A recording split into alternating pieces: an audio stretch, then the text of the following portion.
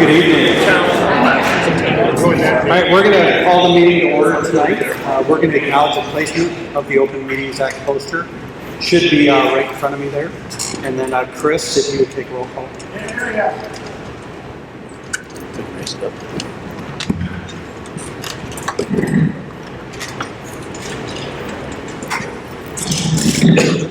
Keeping honest. Ready for roll call? Yep. Roll call, please. Jansen. Yes. Laney, he'll be here in a second. Marsh. Yeah. Poppy. Yeah. Potts. Yes. Vanny. Yes.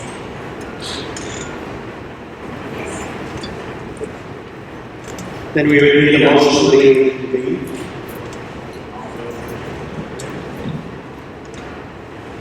Second. I'll second it.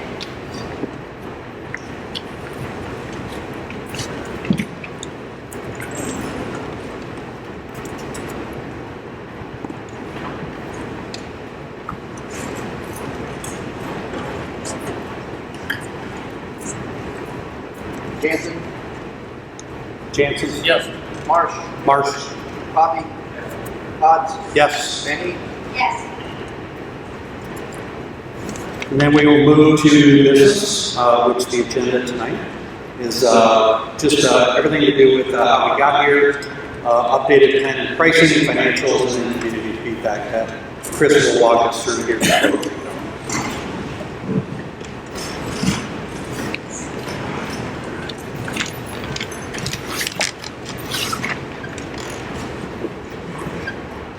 All right. All right.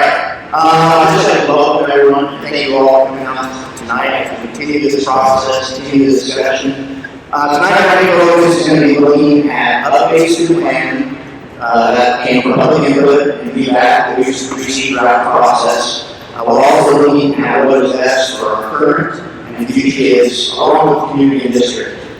Some introductions before we get on here.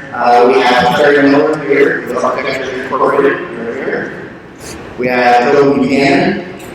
He's our municipal advisor with First National Capital Markets. And I haven't done this in the past, but on the our board as well, we have Derek Ross, President. Lisa Van Dee, Vice President. Travis Coffey, Secretary. Roger Laney, will be here in a second. Michael Jansen, and Barry Marsh. For the agenda tonight, we're going to try to get through this roll. We get through in about 2 hours, give or take. We'll go through our information sheet that those you should have received in the mail and pick it up in the back. We'll also go over the plan and pricing. We'll look at the financials, and then we will have time for feedback. Tonight, we're going to do feedback a little differently. We're going to have a session that is similar to what we've done in the past, where we'll learn how to use time to discuss at your tables, about 10 minutes, and then we'll go around and collect that feedback. And then our second opportunity will be for individuals to share feedback. We'll put a timer up, we're going to give everybody 2 minutes to see if I can use it. That way we can get through as many people as possible and try to give everybody an opportunity of being heard for everyone. During that time, we'll be taking feedback questions, not answering questions at this time, just having that. There is paper at each of your tables. Feel free to jot down any questions as we go through the entire evening. If you want to leave those, or if you want to get to you, or you don't want to feel comfortable talking in front of the group or asking in front of the group, feel free to leave those. We'll collect those so that we can use as we continue to move along. As things continue to move forward, there'll be a lot more information going out and discussion items shared tonight, what we had tonight, along with at additional meetings. One thing we're asking you, please save your questions or feedback until the end of your feedback sessions. That will help us keep things moving so we can get that point so that everybody has an opportunity. The meeting is being recorded and will be posted on our website. So feel free to revisit it at any time. Like I said, on our school website. We also have our past information on there as well. So feel free to take a look at that any time. We'll put the videos and the presentations as well. So with that, I'll go ahead and turn it over to Larry. He's going to begin by going over our information sheet on how we got here. Thanks again. All right, we'll have to let him know if you can't hear me. All right, welcome. I don't know what we have here, 100, 150 people, I hope. Again, I'm Larry Cox. I'm part of the board here today. It's great that Chris was able to recognize our other board members, so if you see them out and about, make sure that you're asking them any questions. Tonight, we're going to share with you the latest on the potential improvements that we're talking about doing. But I would tell you, these facility discussions really started 3 years ago. And I want to walk you through the timeline of events that really got us here. You know, lots of time, effort, research, feedback has been taken, but we as a board, you know, maybe forgot that you guys haven't been part of the journey. Some of you have been to 1 meeting, 2 meetings, none of the meetings, and that's okay. So we're going to spend the night kind of educating you on how we got to where we're at tonight. We're going to try to dispel any rumors, myths, and try to be transparent about everything that we've done up to this point. We didn't just throw ourselves at the wall. We've had a ton of open community meetings and discussions you may or may not have been to. And you should have received, as Chris said, a packet of mail, I believe last week, that I'm going to walk you through in a lot of detail. Lastly, I want to remind you that the guiding principle as a board is to offer the best and safest education and experiences we can at Crofton Community Schools to our students. It has to be about the kids and the future of Crofton. And I think my recap is going to take around 20 to 30 minutes. And hopefully you can hold your comments until the end of the meeting.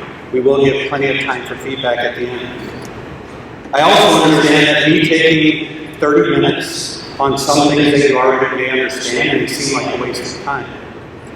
But we as a board want to make sure everyone in the community understands how we got here today.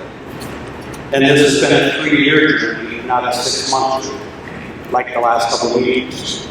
So I'm going to take you back to where it started. Some of you may remember this. June 20th of 2018. We had our first community engagement meeting. We had the board there. We had Marcia Herring with NASB. Mr. Dahl, who was our previous superintendent. We had Mr. Rodney, Mr. O, and about, I think it was between 100 and 150 community members at that point. I think we did that out in the Commons there, if you remember that, 3 years ago. It was a great turnout.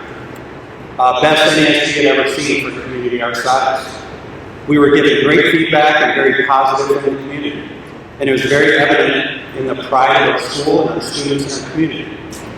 Everybody was looking to continue to make our school better at that meeting, so there was great feedback.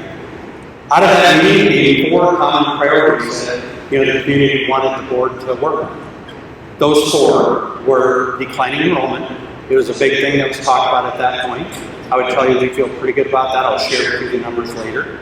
Facilities was number 2, which we're going to talk a lot about tonight.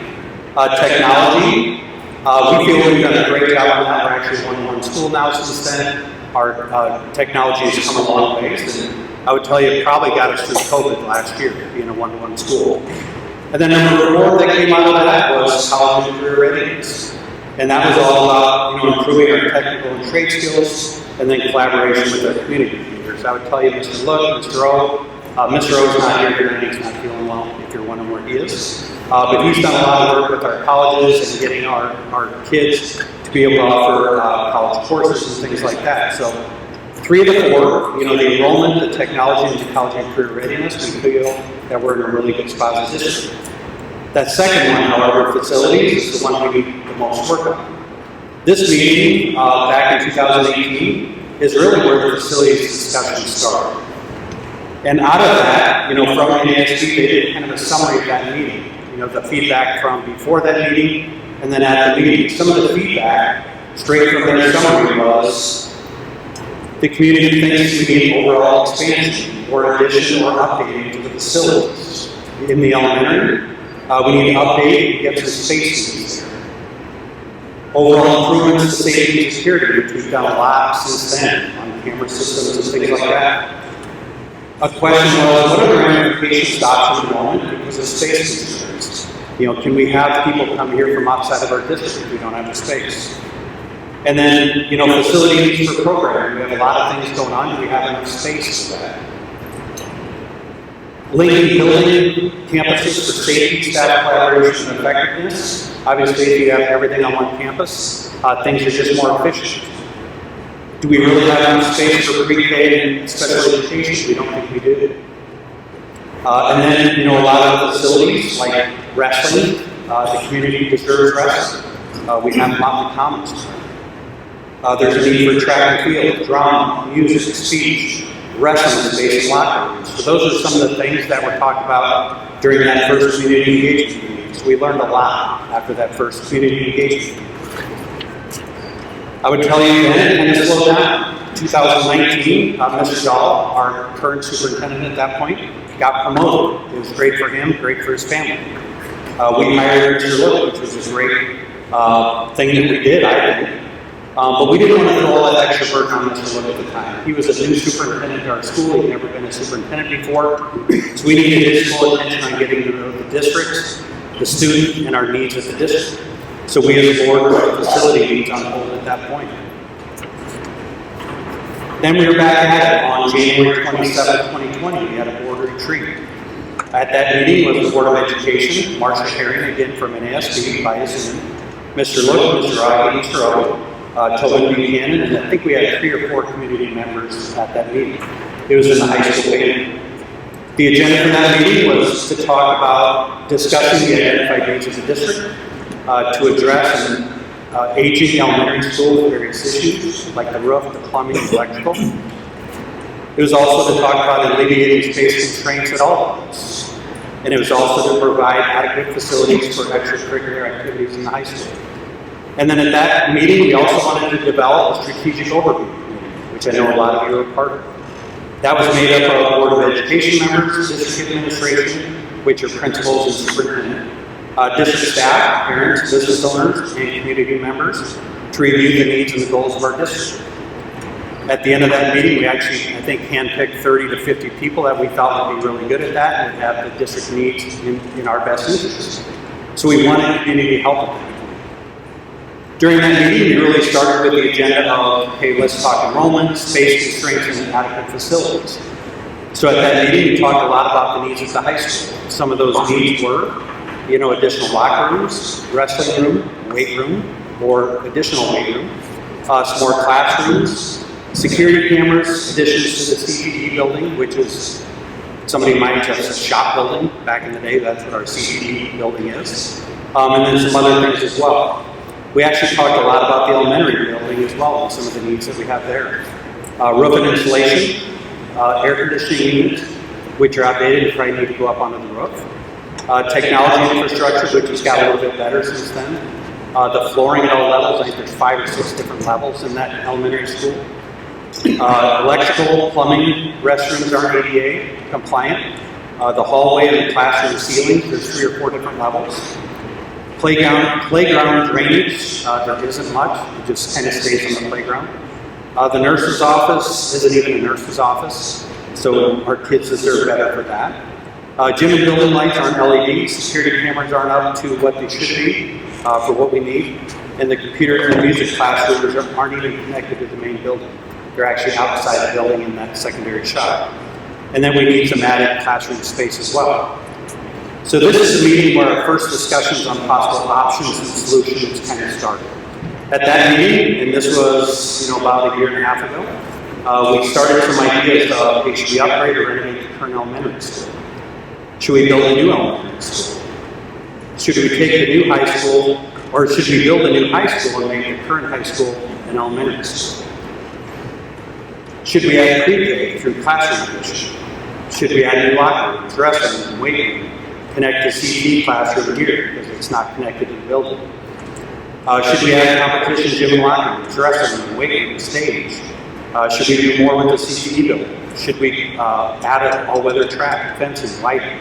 Some other things came out of that. So we talked about all those things and then kind of listed a whole bunch of people that we thought could help with some of those problems. And then we're still living it, right? March through November, it kind of got put on hold again because of COVID. So all these facility things that we were talking about got put on hold.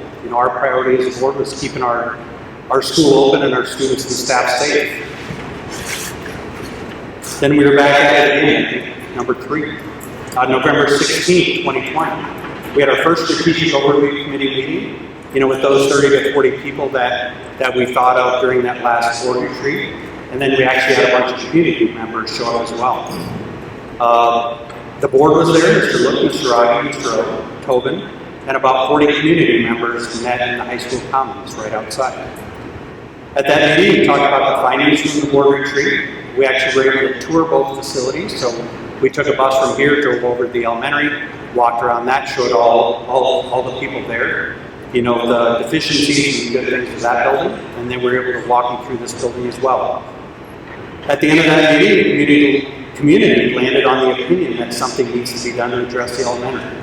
And also, we have needs here at the high school.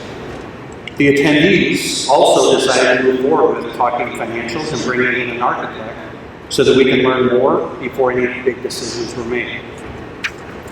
2 weeks later, November 30th, 2020, we had our second strategic overview committee meeting. The board was there, Mr. Look, Mr. Rogge, Mr. Tobin, an architect, not Arkin, and about 60 community members. We actually had, I think we were lined up here, we had all our tables because it was COVID, and we were all 6 feet apart at that point. But at that meeting, we had the architect, I think he was from Grand Island, and Tobin Buchanan was there as well. And they presented on all the financial options and just really educated us on what a process may look like if we do any facility adjustments. At the end of that, the attendees in the community, the opinion was to move forward with hiring an architect to start the process so we could get some options and pricing. It's a lot easier to make decisions when we have options and pricing. And then there's more feedback given at the end of that. A couple weeks later, February 8th, we had took the feedback from the community to go hire an architect. So a couple weeks after that last meeting, we had put an ad in the paper for architects. We had 9 or 10 architects firms apply for our position. A couple weeks before February 8th, we got down to 3 architects at that point, based on their resume, their skills, and the decks that they sent us. On February 8th, we actually interviewed 3 of our top candidates at that point. We actually had the Board of Education there, the administration there. We actually had Chris Workman and Mike Mount there as well, because they have a lot of great building experience in the past. And obviously we're board members, but we don't know a whole lot about some of these things, so we brought in some local expertise. After that, we actually chose Arcane out of Sioux Falls, which Terry is here tonight. They just seemed to be a better fit for us and built our confidence. They've continued to listen to our needs all the way throughout, and they've made every change that we've asked for. They've modified the drawing a lot, I would say. 5 or 6 times just in the last 8 weeks that we've had extra meetings. And we just want to let everybody know that the board has made all the decisions, not Arcane. I know it could have felt a little bit different at our last meeting, but they've been outstanding partners for us all the way through this. For the next couple of months, from February to April 2021, Arcane did what we hired them to do. They spent days and weeks and months looking at all our district facilities. From the high school, the elementary, the football field, the CTE building, the bus garage, everything that we own. They looked at old drawings, schematics, maps, buildings, grounds, wiring, fire, ADA, size of classrooms, size of everything. Looked at our compressors, looked at our heating, looked at everything, insulation, the stairs, lack of insulation, asbestos. If there's any of that stuff, they looked at all those things. And then on May 17th, we had May 17th of 2021, we had another community engagement meeting about the facilities assessment that they just did. And this is where options and drawings came into the picture. The board, Mr. Lowe, Mr. Rogge, Mr. Tobin, and Arcane, and about 60 community members joined us in the elementary gym. I think it was pretty hot that night as well.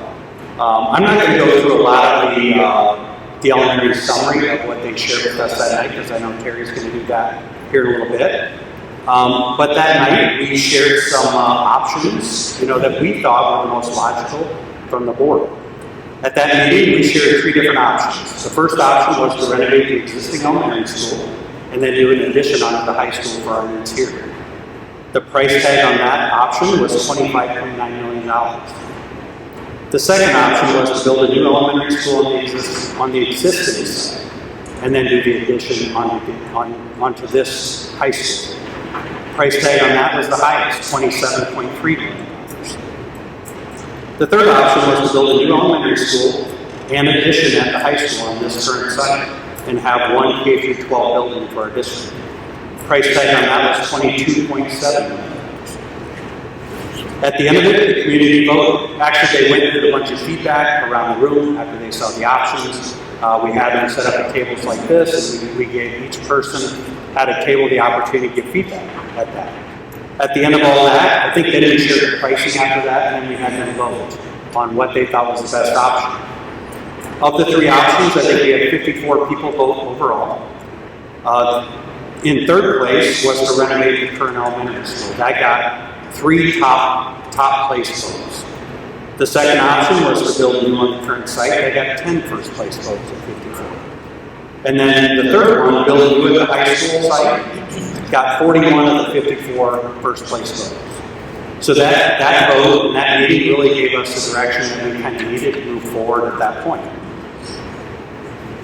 A couple weeks later, I think 3 weeks later, June 7th, 2021, we had another community engagement meeting on really what the facility priorities should look like. Before that meeting, we spent a little bit of time as a board and working on that you could call North Campus Edition, where everything is under one roof. At that meeting, we presented, or us and our team, presented that campus solution to the community as they voted on the previous meeting. Attendees gave feedback on what they saw and what was the most important event. At the end of that, they voted on the most important aspects rated from 1 through 9. The top 4 after that voting was, number 1 was a new elementary school, K through 6. Number 2 was a new expanded shop and ag and CE classrooms, a shop building. And number 3 was additional locker rooms, and number 4 was a competition gym or a secondary gym. Obviously, if you build here, the other gym goes away, you need one here. After that, I would tell you there's a ton of post-meeting feedback and discussion. I think the meeting started at 6:30 like tonight. I think we walked out of the building at 10:30 that night. Because a lot of people, which was great, stood around and talked to us and offered feedback. I would tell you the board missed a great opportunity that night, which is our fault. You know, we didn't give an option for individual feedback. We're not going to miss that opportunity tonight.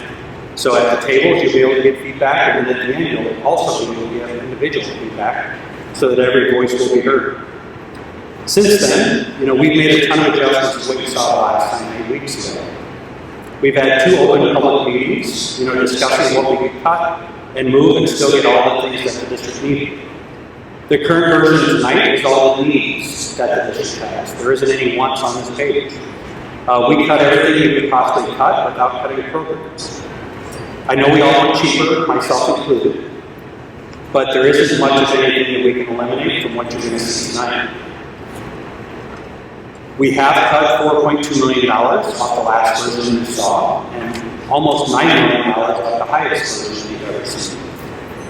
So what we're going to show you tonight is probably the lowest that we can go, but we don't know everything, and that's why we're here tonight, so that you guys can still give us feedback and other ideas.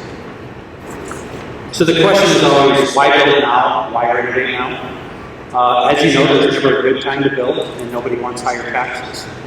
But we all want better and safer schools for our kids.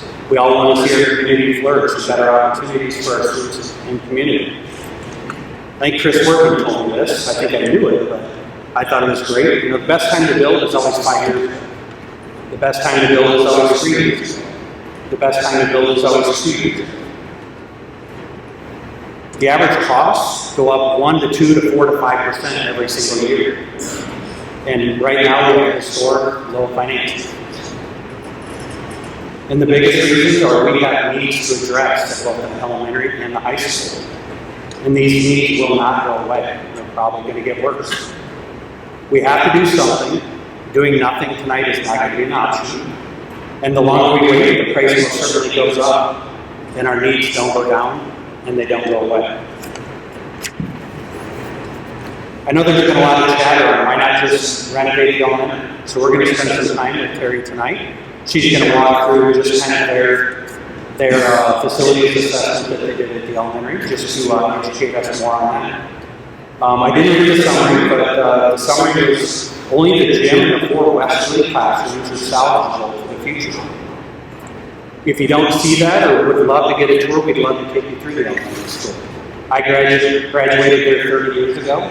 A lot has changed in 30 years. It was not great 30 years ago, but it's not what it was 30 years ago. There's a lot of ADA compliance things and fire things and things that she'll share with you that make that not an ideal option for us. So Terry's going to walk you through all those reasons, why we as a board don't think that that's the right option for us tonight. The other thing that we've talked a lot about, when I got on the board, if we ever did a building project, the thing that was always in my mind was, hey, what about St. Rose? So what would the impact be on St. Rose? Last week, a week ago Monday, myself, Craig Marsh, Mr. Lowe, Mr. Robbie, Mr. Owen, and 3 St. Rose, I think you're called Board of Education members as well. I apologize if you're not. Jen Fiskus, who's the principal there, and Father Kyer were also there, all in attendance at the public school in the library. We had a great meeting, in person that night. I think we all agreed that night, that we're going to be able to offer the same services that we do today in the future. We talked a lot about special education, title, lunch, music, transportation, athletics. If you don't know it, we have a great working relationship with St. Rose today, and that's going to continue in the future, whatever we end up doing. Another thing I've heard, is your agenda to shut down St. Rose? Definitely not. It would not be in our best interest to shut down St. Rose at all. We're not set up to handle another 100 kids. If we did that, we would have to throw millions more at our facilities. So we want St. Rose to survive just like everybody else does. I know Jen and Father Kyer, I told you I was going to ask you that night, but are you okay with everything we discussed that night? Father Kyer is shaking his head. I think he said yes. Jen, I don't know where you're at. Are you okay with everything we discussed that night? Great, thank you. And then another topic, anytime you do a building proposition is, hey, why not look at consolidation? Our enrollment has actually increased the last 3 to 4 years. 2017, we had 307 kids enrolled in our school. 2021, we had 334. So we've actually went up 27 kids, which is really good for that number. Our tax base has continued to increase, and a lot of the data is driving that. I'm fairly sure of that, and I don't think that's going to stop anytime soon, or we hope it does not. Obviously, consolidation could be very beneficial because it's tax breaks, there's no doubt about it. But you need a couple things to happen to make that. We would need the school to join us, obviously, so we would need to talk to somebody else who's come and meet, which, as you know, is very, very unlikely. And if that would happen, we would have to pour millions more into our facilities to pick up 100 or 200 more kids. And if you think about all the towns around us, they've already done their own building projects and are pretty healthy.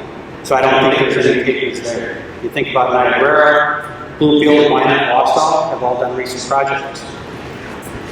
And then there's the other option. What if we join another school? That's the other side of consolidation. We wouldn't have to build. We wouldn't have to put any money in the facilities. But as you know, we lose our school. We lose our event, we lose our town. And I don't think anybody here really wants that. So we don't think consolidation is a good option at all. I think my last page, but thanks for listening, to how we got here. We've done a lot of work. We've had a ton of open meetings with the public. We've gathered a ton of feedback and, as much public input as we could. And the board's done a lot of work. I know I talked a lot for some, there was a lot of repetition because you've been here, which is awesome. But the board thought it was really important for me to walk you through all the steps that have been taken to get us to this spot. There is a lot of info posted, like Chris said, on the school website. It's out there on croftonschools.org/page/board of education. All those past documents and videos are there. And actually, if you go look at YouTube, you can find all those videos as well. I'm now going to turn it over to Marky to really let you know the shape of our current elementary school and really decide the higher cost, why we as a board don't think that's a great solution to renovate or add on. So I'm going to turn it over to Terry from Arcane.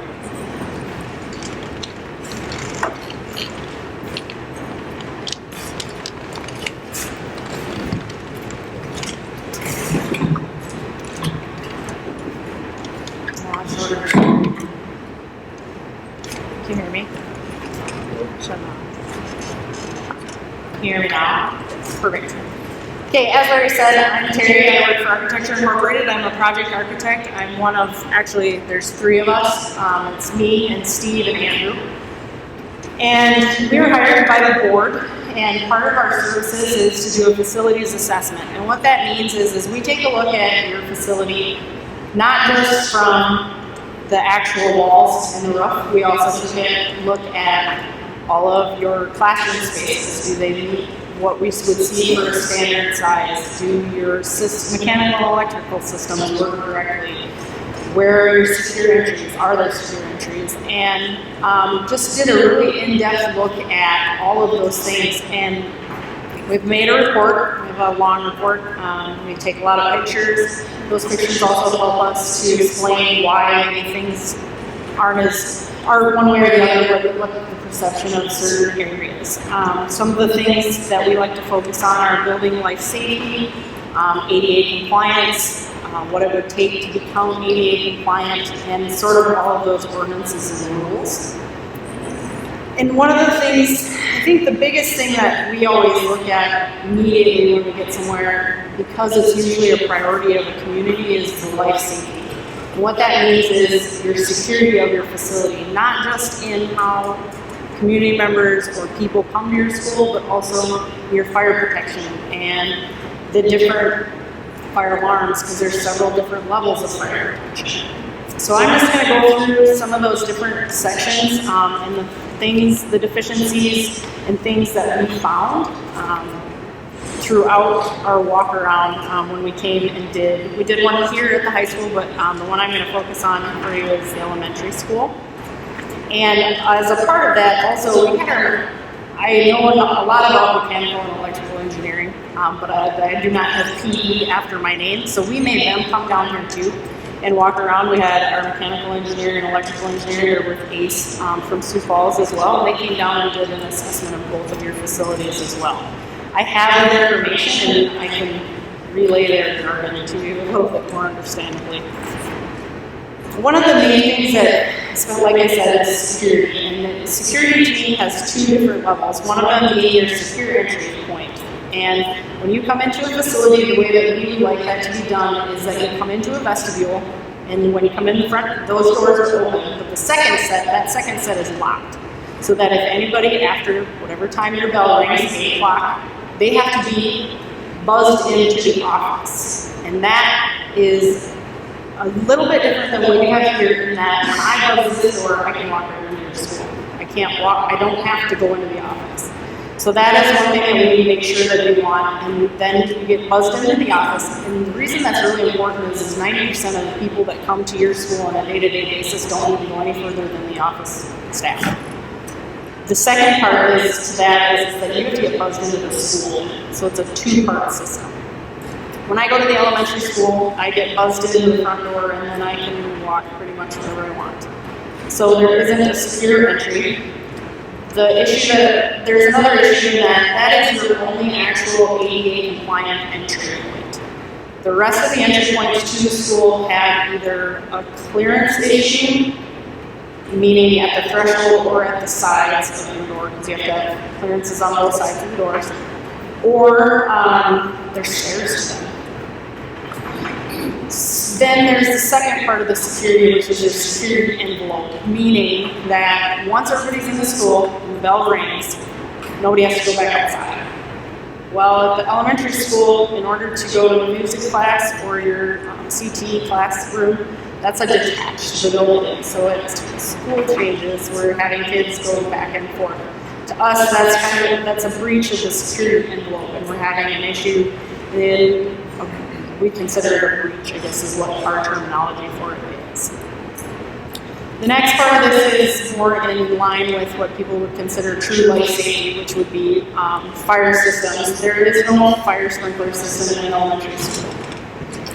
There is a fire alarm system equipped in the facility. However, a lot of the strobes and detection is it's either not existing in the classroom or it's not at the required code height, so it would have to be modified.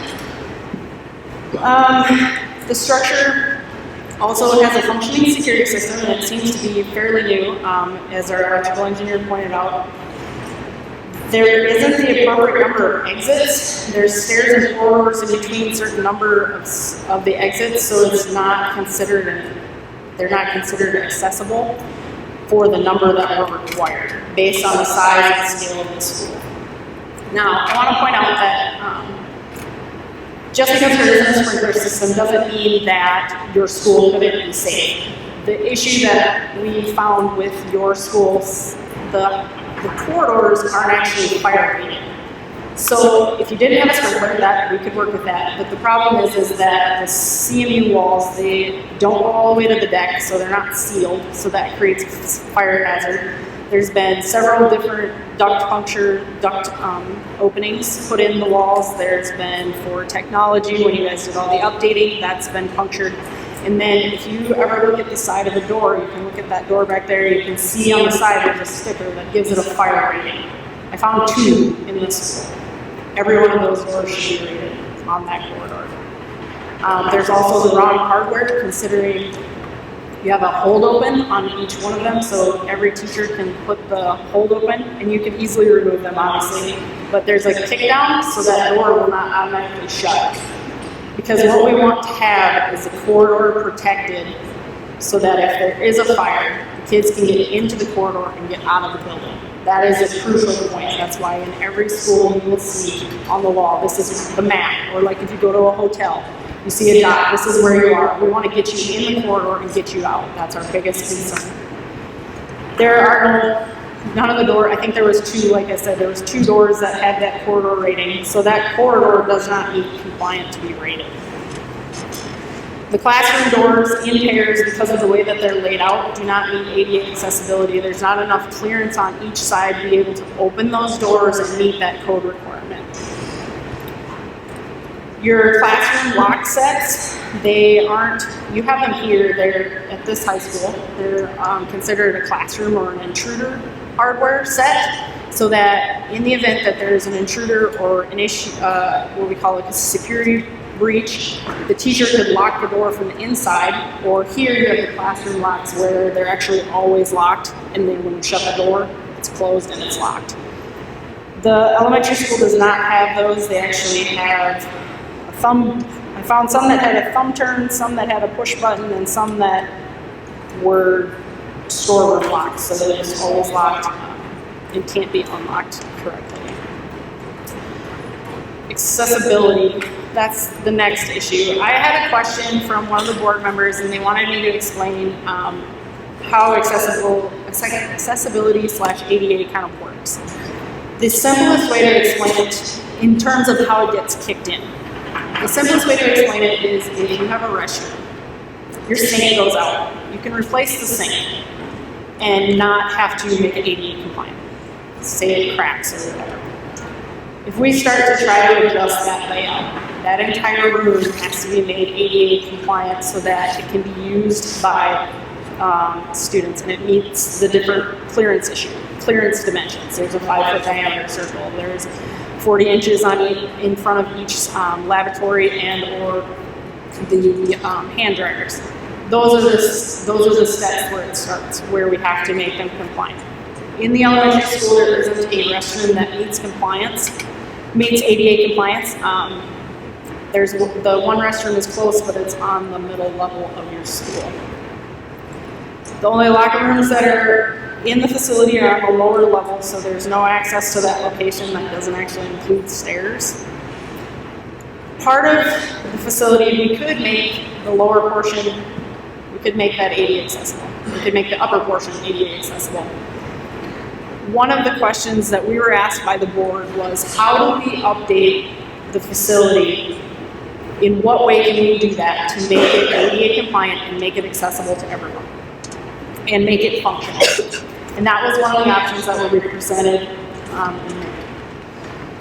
And what the discussion was, and I want to explain how this went. We discussed how we could do ramps, how we could do elevators, if we could do some sort of different system to try and get a ramp system throughout your facility. And between Steve and I, and we even pulled Andrew into it, some of it, we could come up with a good solution to make this facility accessible. Because the ramp can only have so much, there's so many different runs it can only meet, and it has to have a landing. And the best thing that we could come up with is that the east 4 classrooms they're not quite the 900 square feet, they're right around 800 to 850. The 900 is what the standard is now that we would use. We have that here at the high school. We would keep those 4 classrooms and the gymnasium. And we would have to update the gymnasium and update the classrooms. And then we would in phase somehow, and we've worked on many different phase projects, and we think we could do it, phase so that we would build new and keep everybody in school. For the only problem with this is that when you do the phasing, then you also incur more pricing because it's more expensive because the contractor can't just do everything and disappear. We also there's going to still be some disruption. I can guarantee you there will be some day that the electrical won't work or something will go awry. It always happens. But those were the 4 that we thought we could save. If we were to keep them, we would have to do some extensive work to the gym. I'm sure most of you have been in there. And go through. The classrooms would also need quite a bit of work as well. The interior finishes of the school, there's quite a lot of outdated and failing finishes. And when I say finishes, I mean your ceiling tiles. Some of the, like in the gym, there's quite a few that have water damage, and I believe that's mainly because you don't have any insulation in the roof, so the condensation builds up and then it drips. The VCT in your gym, the floor is cracked in quite a few places and the tiles are popping. The carpet in the hallway has reached the end of its life and it's going to need to be replaced. The casework, after we dug through all of and when I say the casework, I mean the cabinetry and everything, I believe that was redone as a portion of the project out here in 1992. So the casework is in good shape, it's still operational.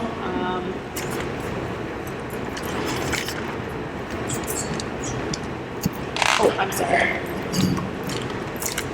The exterior drainage, the site drainage is quite cumbersome on the north and east elevations because of the hard surface, but also because my understanding is that in the past the roof drains were leaking, so instead of using those, they've been sealed over. And so when we do roof drains on a building, you have to have a backup roof drain, either an overflow drain, or on your facility you have overflow scuppers, which if you look on the north side of your facility, there's a set of gutters that come down.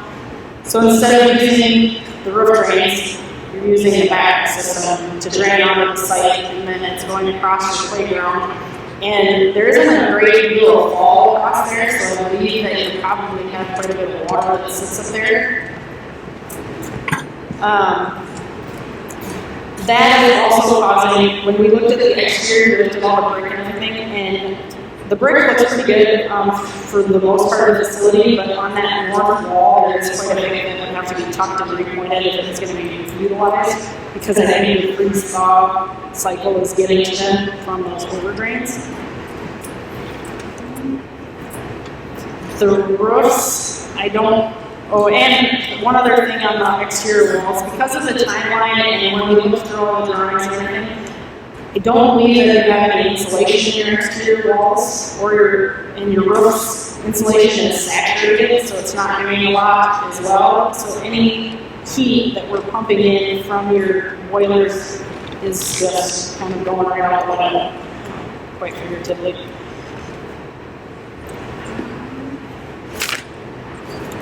Sorry, I'm just trying to go through all of these notes through.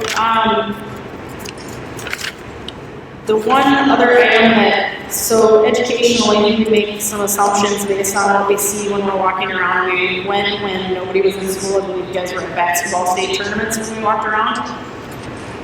The music area is adequate in size.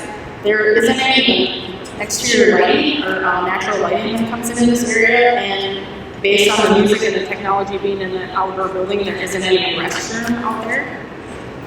Your sped area is inadequate for the students that it serves. There's actually no accessible restroom for their own use. The calming room is inappropriately sized in size, lighting, and accessibility. This area is down 2 sets of stairs for the students with limited mobility. And this, I think, would be a great challenge for any kids that are really needing those.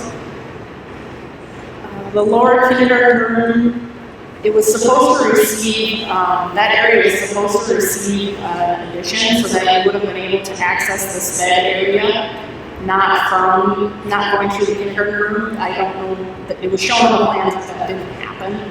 So you actually have to go through the kindergarten room to get to the sped area, unless you go to the outside, which has a few stairs. Eating, you use the gymnasium to eat lunch, so that's pretty hard on your floor, the wear and tear. Some of the highlights from the mechanical, I want to go through these quickly. There's no master mixing valve on our water meter, and the master mixing valve is actually sits on top and it feeds cold and hot water so that it gets mixed to a temperature that prevents any scalding. So it's ensuring the safe delivery of your water temperature. Your hot water service and return piping is missing insulation throughout, so that's also you're losing efficiency in the pipe routing as well as you have the potential for burn hazard because the piping is protected. There isn't any zoning for individual rooms for the fin tube heating, so you have fin tube heating throughout, and so if one area, maybe on the west side of the building, is a little bit warmer and hot, it doesn't matter because if the thermostat is on the north side and it's calling for heat, those rooms are going to get scorched out. There is no intake for exterior air. It's very antiquated equipment, which is leading to an inefficient run time and run season, so that it's costing you more money to run than it would if you were to upgrade the system. As well as if you were to, one of the mechanical engineers' recommendation was to put in a building automation system or a BAS system, which would automate like when the system knows it's Saturday and it's 68 degrees, it doesn't need to warm it up to 74 because the kids are coming, it's Saturday. That also helps run any furnaces, condensing units, bringing in any air, outside air. That was one of their recommendations. They did say that the split system condensing units that are outside of most of your classrooms, they were manufactured in 1993 with the exception of one of them, and they are coming to the end of their useful life and will likely need to be replaced soon. Electrically, he says that the lighting systems are out of date and should be replaced with new LED luminaires for controllability. The emergency lighting appears to be very deficient in multiple areas, and there are areas of the building that notification, so the notification of your fire alarm system, like I said, the strobes and the smoke alarms, the insufficient or the devices are mounted higher than allows by code.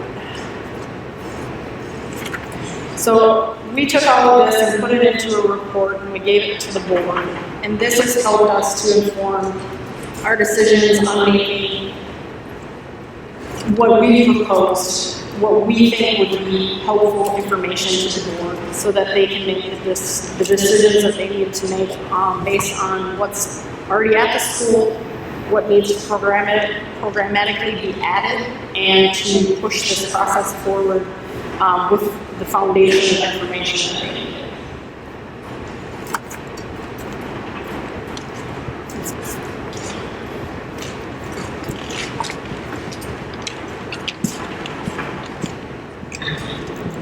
Hopefully that was helpful. You could get into some of that stuff. What I want to do next is kind of let you know where we started probably 3-4 months ago. If you remember, we had 3 different options on the table. We had a new elementary school that was $27.3 million. A renovated elementary school and high school addition was $25.9 million. And a all under one roof K-12 was $22.7. That was at the last community engagement meeting. Those are the figures that we shared. Where we are today, what we're going to show you tonight is about $18.5 million. I would warn you that it is a moving target. As you know, if we move forward and we hire a construction manager at risk, they're going to go through all the detailed costs of everything and get it more detailed. So that number might go to 19, might go to 18, might go lower. We just don't know. We just don't want you to be stuck on, hey, it's 18.5. That number could go up and down, especially in a very volatile climate that we're in today. So I'm going to just hit on some of the changes that were made since our last meeting, based on the feedback that we were given by the community. And then Terry's going to come up here and kind of walk us through the pictures and the detail that I'm going to share with you here a little bit. So from the last meeting, we did cut the pre-K and the daycare. A lot of that was cost related, obviously four big classrooms, but obviously St. Rose does a great job with pre-K now. And the town's working tirelessly on the daycare situation. It sounds like they've got a lot of good things going. And, as a high school, we got a lot of things going on. We don't know as though we really want to be in the daycare business as well. So that was the biggest reason there. In the high school, we cut, actually in grade school, we only have one flex room now. We had 2. That'll give us the opportunity if we ever have a really big class that we can split that class into that flex room. And we do have other options available as well, which I'll share. We did cut the expanded weight room, but we did keep the wrestling room.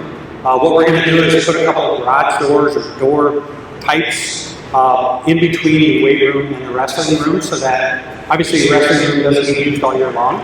So for those 4 months, they can use the wrestling room just like it is, 2 mats in there. But for the rest of the year, we could use that space for expanding the weight room, or to use this classroom space, flex space, a lot of different, dance, a lot of things to use in that wrestling room when it's not wrestling season. We did move the stage to the side of the gym, kind of like the elementary, just so it's not out in the middle of the commons. And we'll use that room as a music room, and we'll put a removable wall there, because then we can use that space full year round, so that we're not just having a stage that is being used most of the time. We did cut the competition gym just to another gym this size, so the secondary gym would be similar or same size as this. And then we cut a lot of commons, the common space and hall space, just what was needed. That picked us up a lot of square footage savings there, but we still think we have a lot of hall and common space, so that we can be very innovative in how we teach our kids as well with those spaces. If you remember, we had 2 admin areas in the last drawings, and I don't know what's all in that admin building either.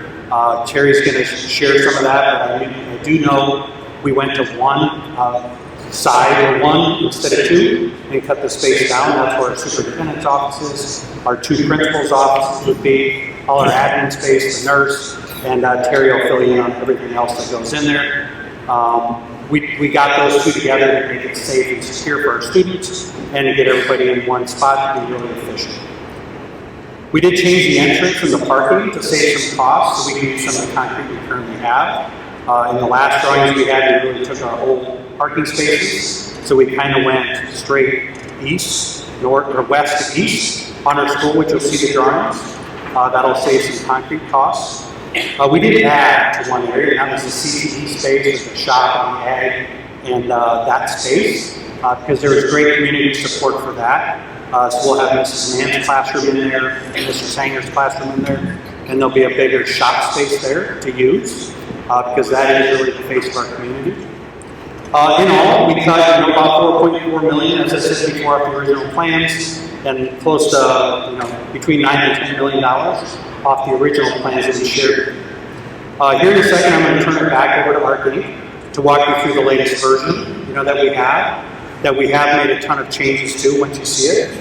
I also want to continue to be transparent with everyone and let you know that, as I said earlier, this is about as low as we think we can go. We spent a lot of hours since that last meeting making changes, This version will address almost every need that we have as a district. But I also want to be clear that this is very close to the final version, if not the final version, before we as a board move forward. But, that's why we're here tonight at this meeting. We don't want to do that, without the feedback from, the people in the audience here. So we're going to be very open to feedback tonight. So have your feedback. We're going to have a couple opportunities to do that tonight. But I am going to turn it over to Terry again from Mark Inc. to walk through some of the drawings.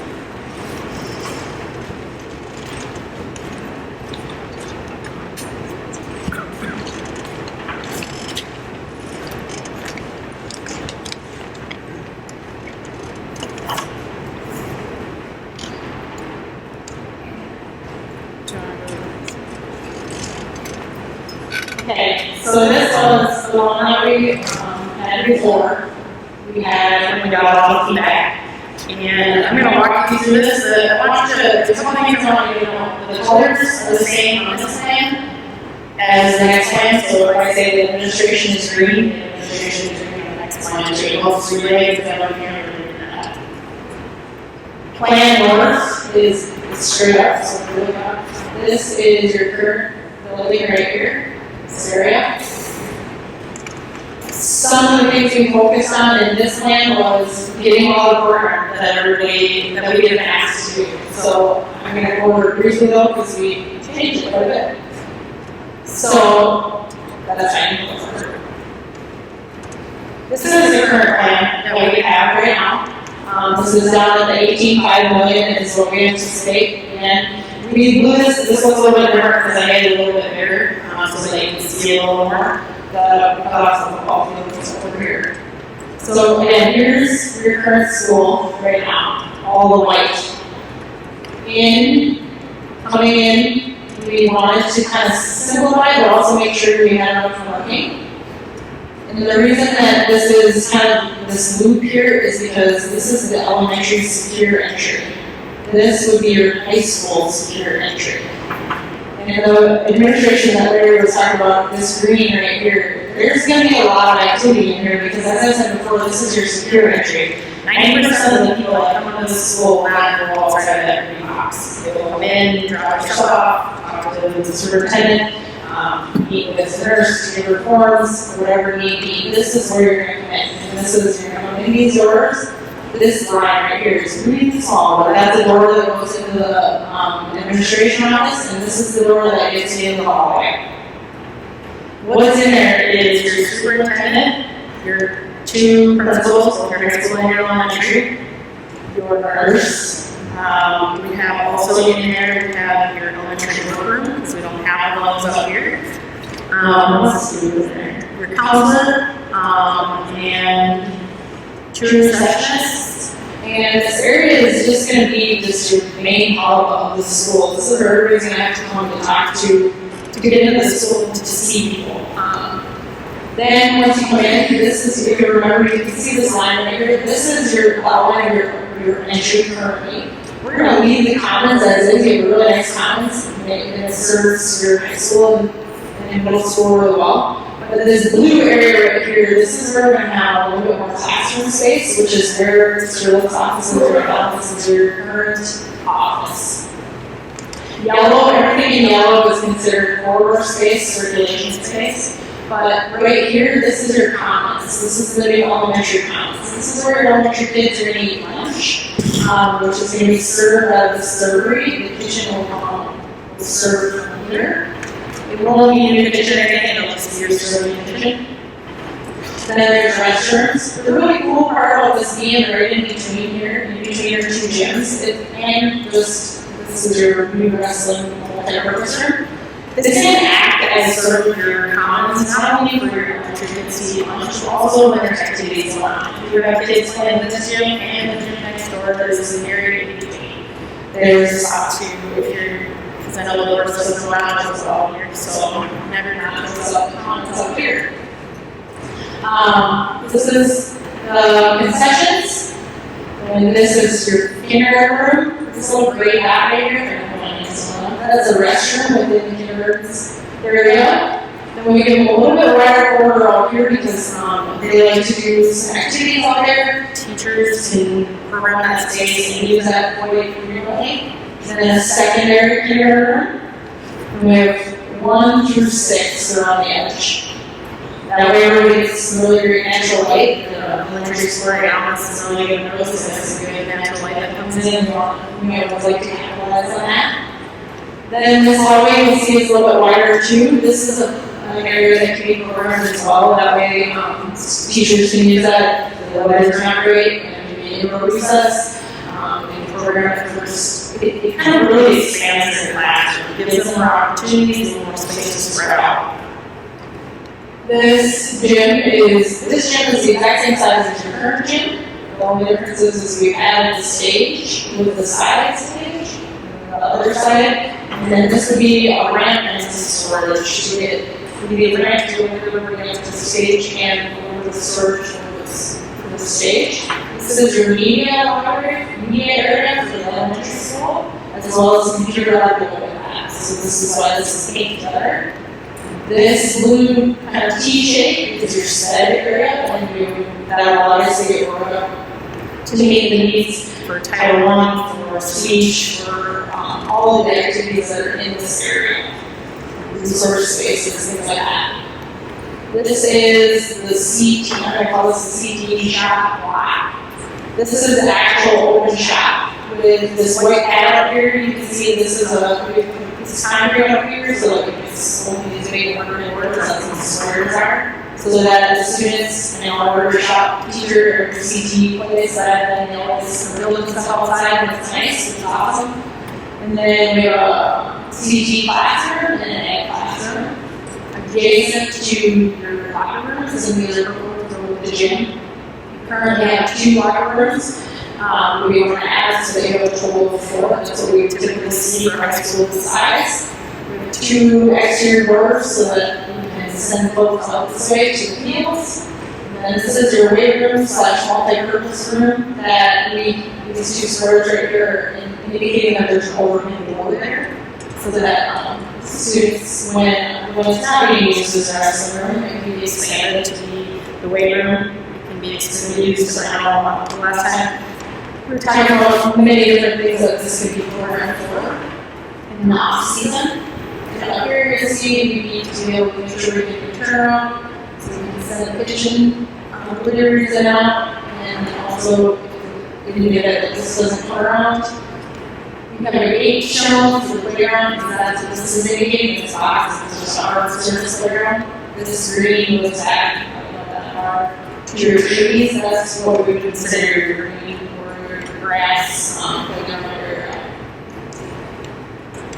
We did take into account that this will be over some new concrete and everything, but based on what we took for takeouts and everything, currently this plan would see around 18.5 million. I see it as like I said, we've seen everything kind of going up and down and being crazy, but currently that's what we're seeing. Then, sorry for this nice. This is what we like to do is we have a vision in our head, and part of our job is to make sure that what we see and what we've been told by the board is the same. And the way that we like to be able to do that is with 3D renderings. So that we can say, hey, this is what we're really thinking, this is what you're thinking too, because everybody can see things a little differently. So what we see here is, obviously they don't have the true line that it's very true line that you have, but here's that parking lot coming in. This would be a bus drop off and go back out. This would be what I would see as probably your high school parking and your elementary and overflow parking. This would be that paved playground that I was talking about, and here's your green space. This would be your secure high school entry, and this would be your secure elementary entry. What I want to highlight is that we're trying to pull some natural light in that commons area, and also maintain that natural light area into your current one. What we would like to do, Do you want to go to the next one? is we want to, you guys are really great style here in high school. We just want to kind of pick that up and replicate it. But we also want to highlight your elementary or your entries so that everybody knows where to go. Nothing worse than not knowing where the front door is. So this would be sort of what you would see if you're saying the south of the parking lot. This is a little bit closer. It just gives you a feeling of what the maybe could be, what we could show you. Because obviously it's a final, they're going to final additional waterways on that. But it's just, it shows you some of the things that we like highlight just to make sure that somebody else really know this is something we need to do. Where he's capitalizing on taking some of your already existing gym, making some signage, and keeping with that same different brick pattern that we already have with the laser and the replicate.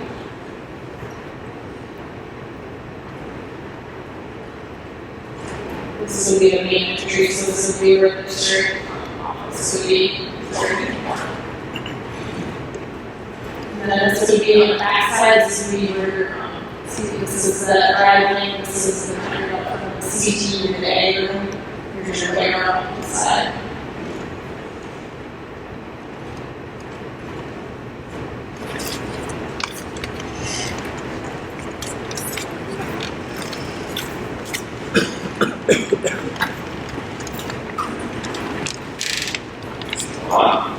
A lot of information, I realize, and that's the goal tonight, is to put as much information in your hands as possible. So we'll move into the finance information a little bit here, and again, it's the first step in updating some information you've heard from me in the past about bond rates and levies and tax impact. And then we're going to take a step further and look into the future and start arming with some information about some new legislation and how that might impact things, depending on the timeline.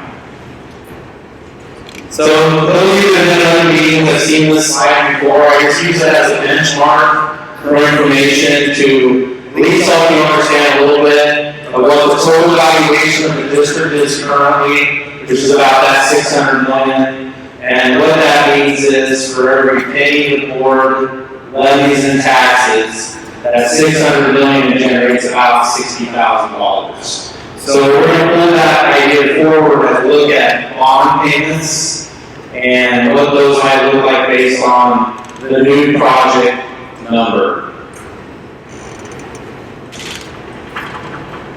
So like with everything, the bond rates are moving around a little bit. I think several months ago, we were hearing words like inflation, and there's a lot of anticipation that bond rates would continue to tick up and increase, and may rise as much as 0.5% to 1% as we got into next year and beyond.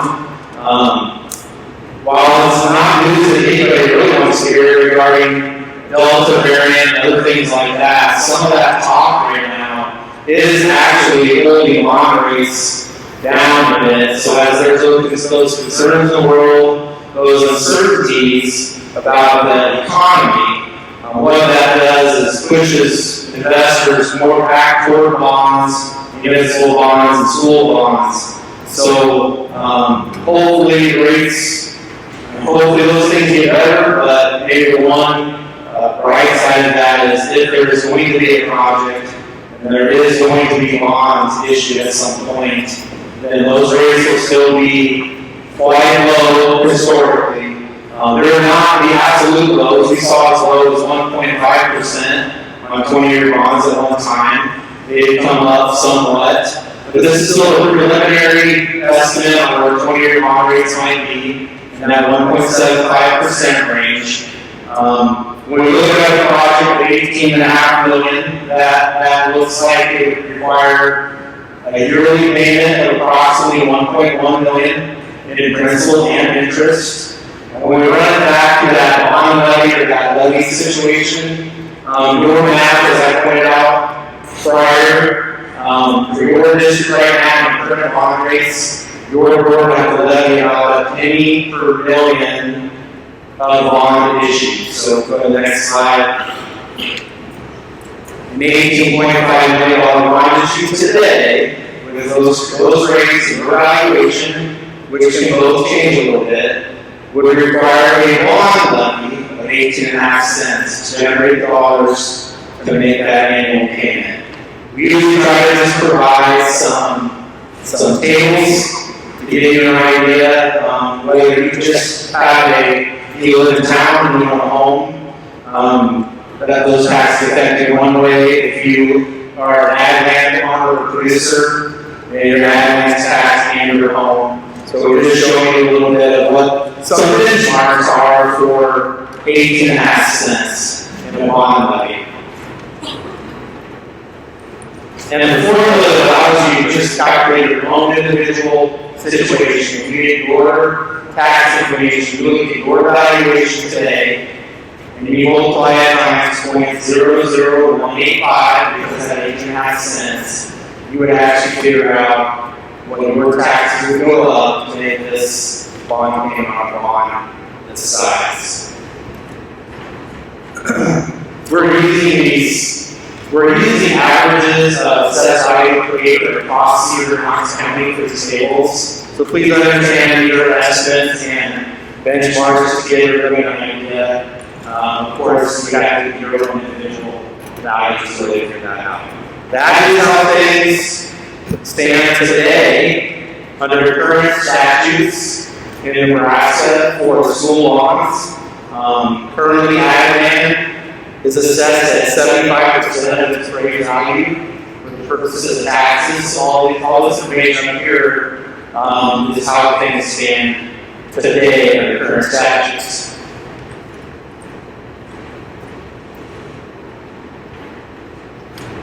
As some of you may have heard in one of our previous meetings, there was legislation that passed the end of May called LB2.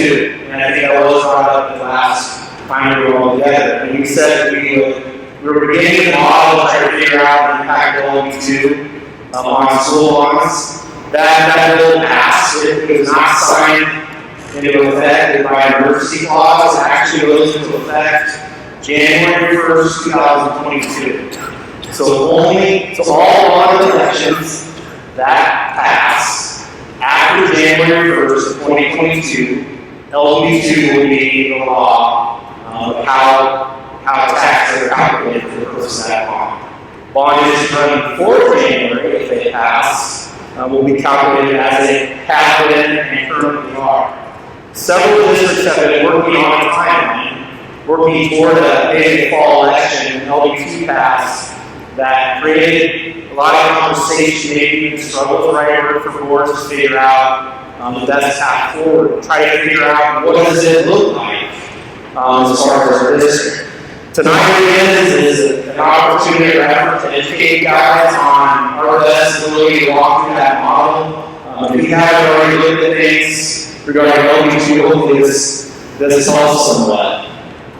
The top half of the slide, again, is how the valuation of your district is broken down today. So today, currently about 56% of your district value is ag land. And about 44% is property, houses, buildings, personal property, things like that that are taxed for school purposes. You add those together, you get that $597 million, which is what we're using to get to that 18.5 cents. After January 1st, LB2 is in effect. That ag land number, which is at 75% of appraised value currently, gets recalculated at 50%. So you can see that number goes down from 335 million to 223. Kind of flips off ag land versus property, but creates a lower overall valuation for the purposes of this bond payment.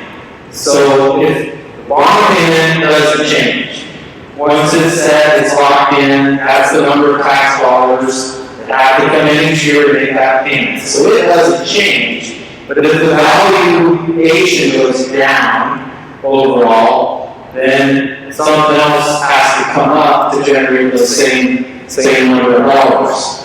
So now the valuation produces $48,000 per penny. We need to pay off that $1.1 million. So the new bond levy, and this is where the educational part of this is going to be a challenge. This is what we're going to be looking at. People are hearing 18.5 cents. Now it's 22.75 cents to make that same bond payment.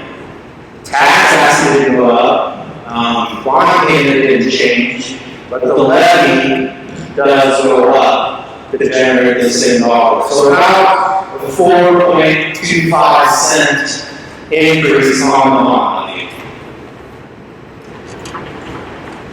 So we do kind of the same type of slide and table to show you the new information with that 22.75 cents. So you take a $100,000 house, before LB2 it was $185 a year. After LB2 it's $227.50 a year. So the levy going up, change that annual payment on homes. On the ag land side, it's not quite that simple. You have to take the new calculated valuation. So these acre amounts down below here are the 50% values. So you got to drop it down to 50% and multiply it times the levy and compare that to previous taxes, which I hope we do that next. So then here is just giving you a picture of the difference of property versus ag land. If you are a homeowner living in town, you're going to realize an increase. If you're an ag landlord, you're going to realize an increase on your property because of the levy increase and a reduction on or a savings on your land. And so each individual person is going to kind of have to figure that out for themselves. We did a quick example here. If an ag landlord has 1,000 acres irrigated and $500,000 in property, then their LB2 savings could be approximately that $940 per year. And that's just a kind of an arbitrary example to show you how you might figure that out.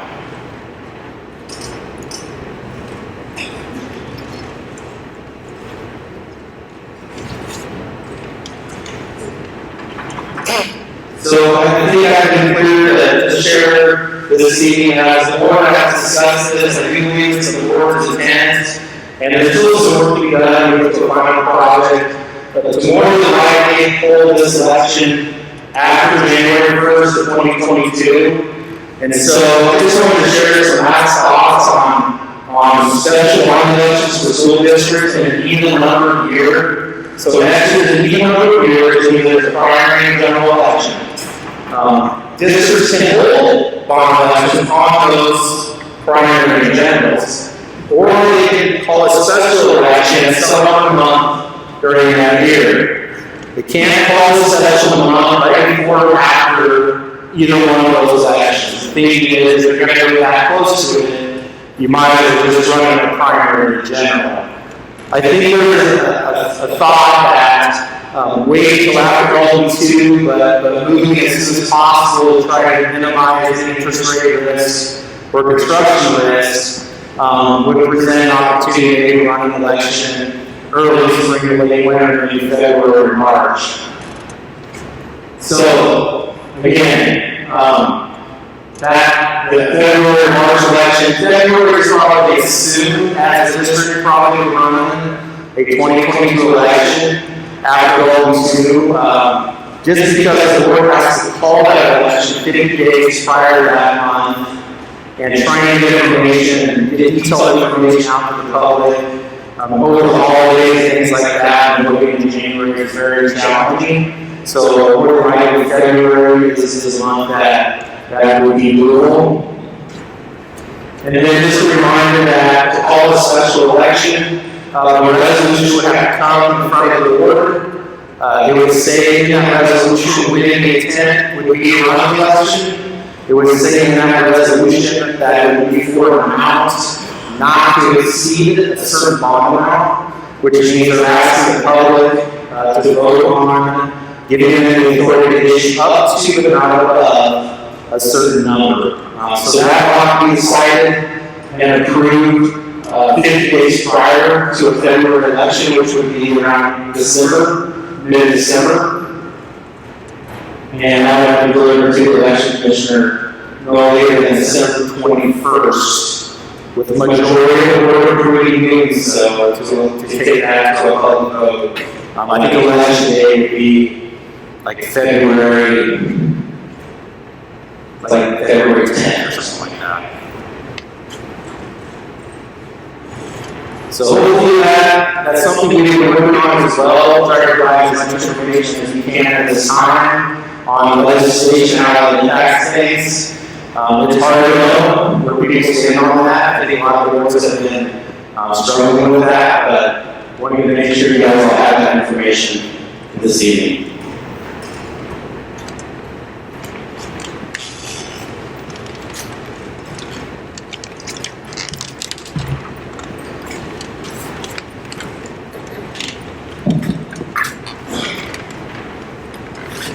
All right. Well, now we're going to take time to give everybody an opportunity to talk at your table, and then we'll go around and get some feedback from you.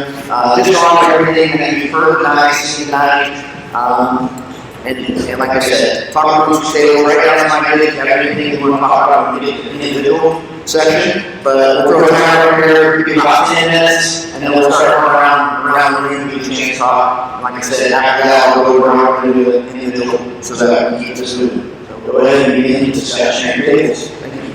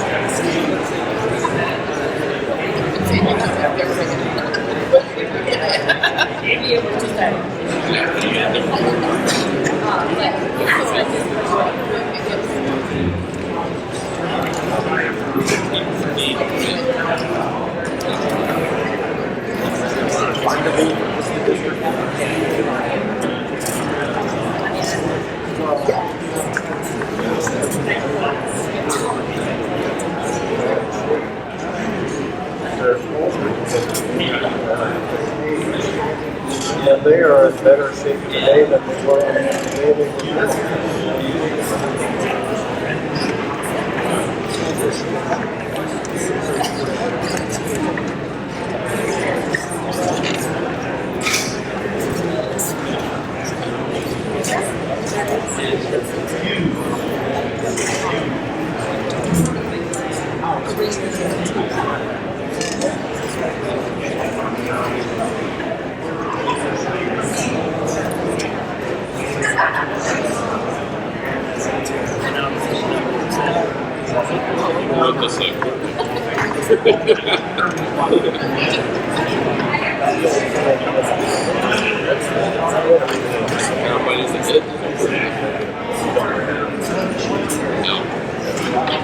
generally speaking.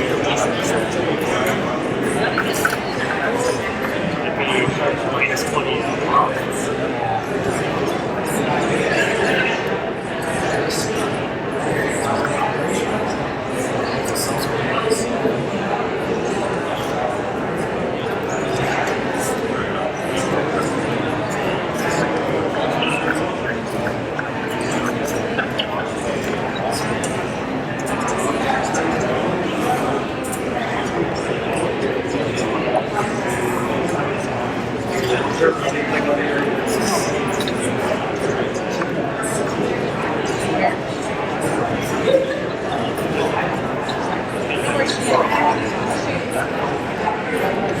right.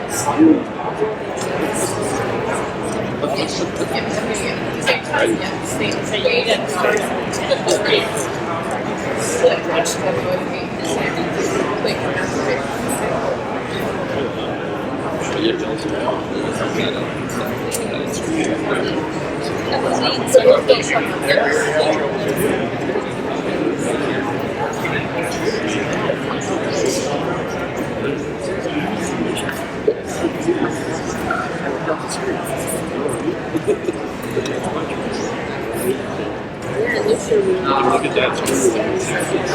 It's beneficial. They're still.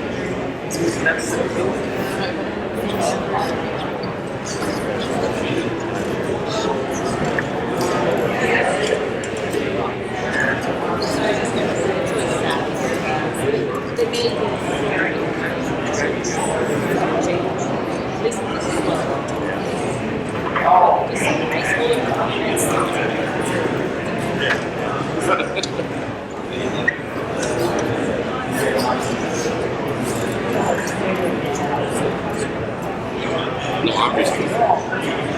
Oh, that word was talking about the second part.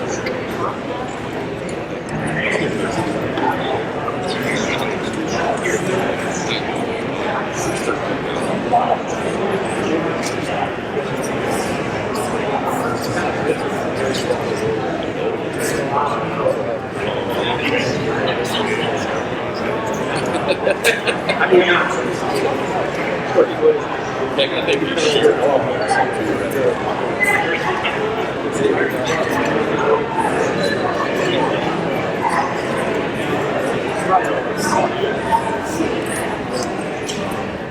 It's always the same.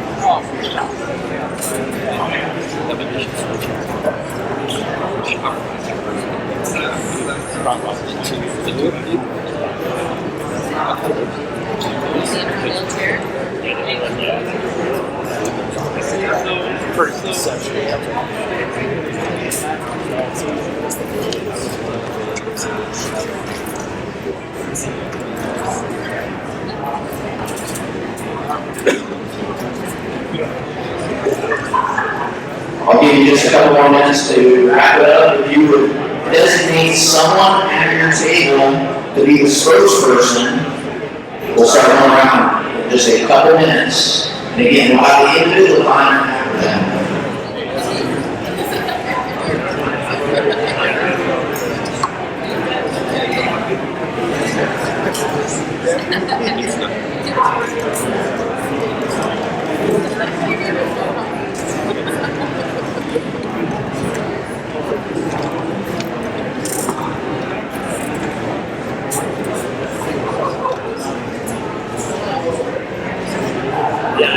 I'm ready.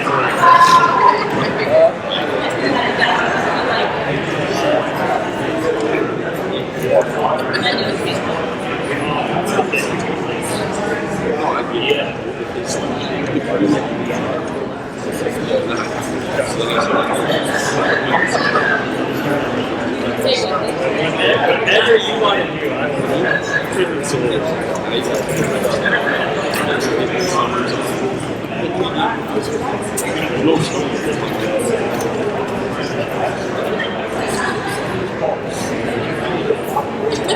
They're pretty heavy.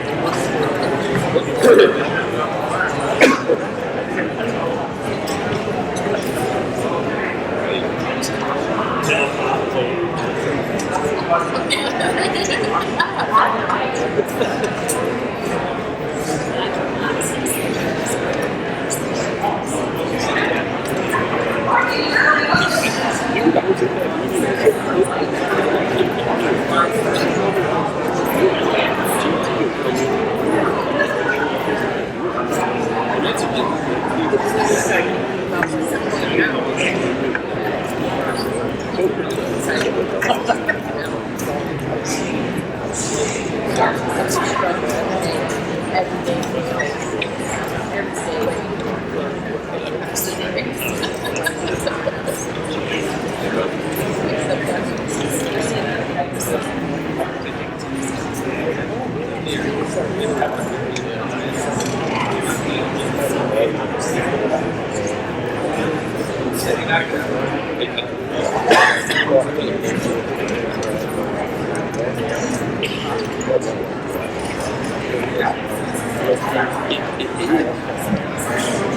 No, it's kind of.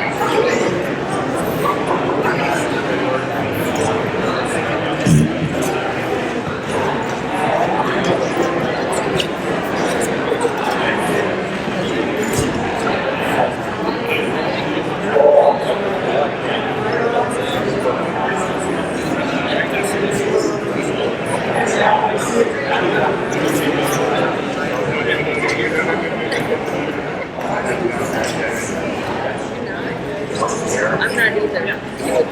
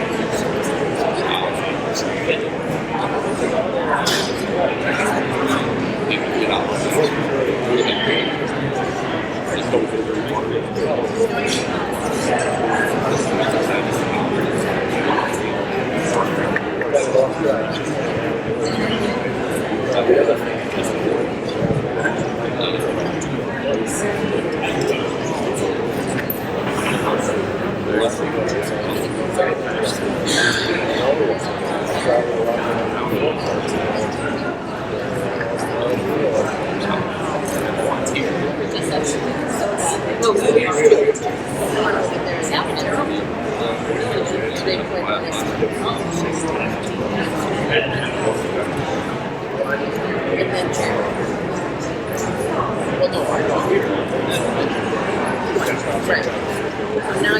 Still right there. Nice.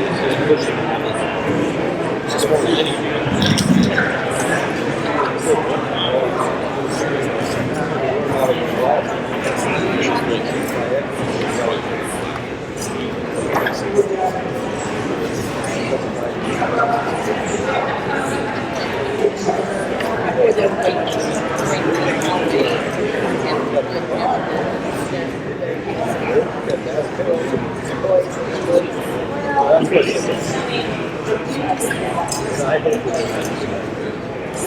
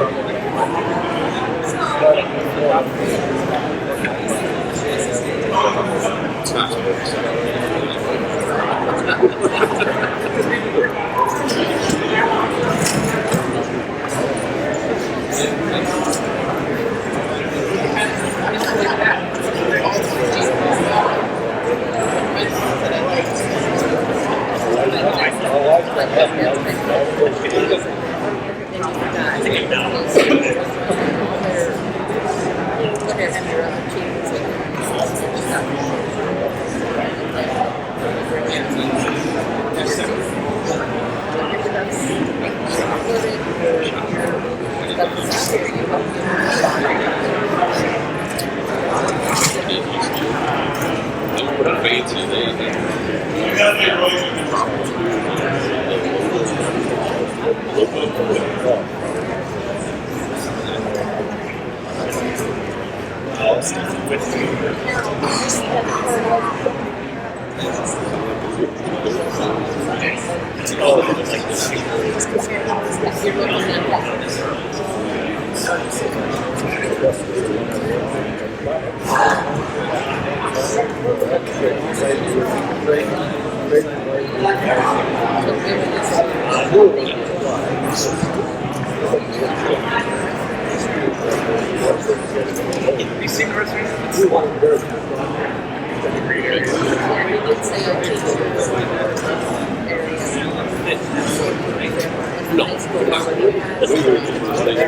they're saying is just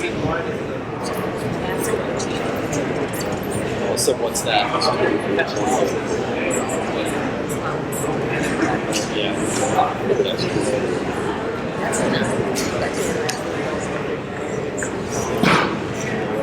I wonder if the high school one is the high school the high school teacher one is not even it's at the top. That's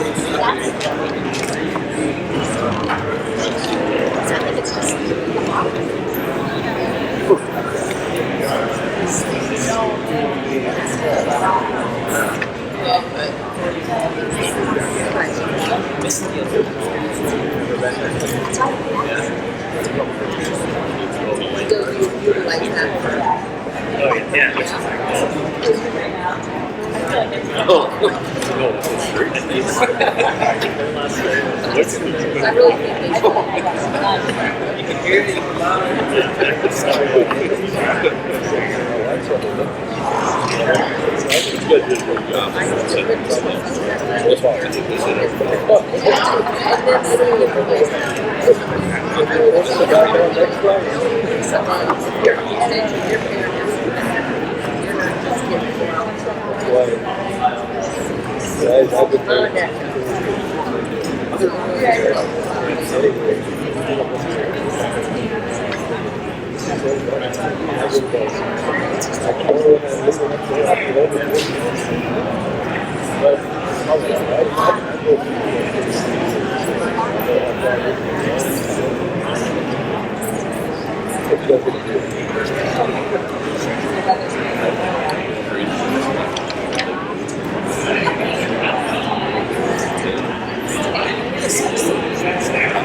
just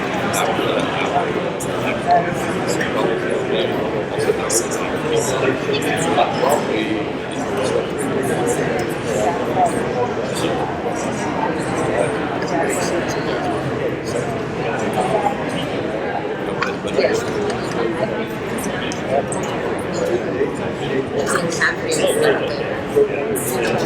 We got major that victory or whatever. That day,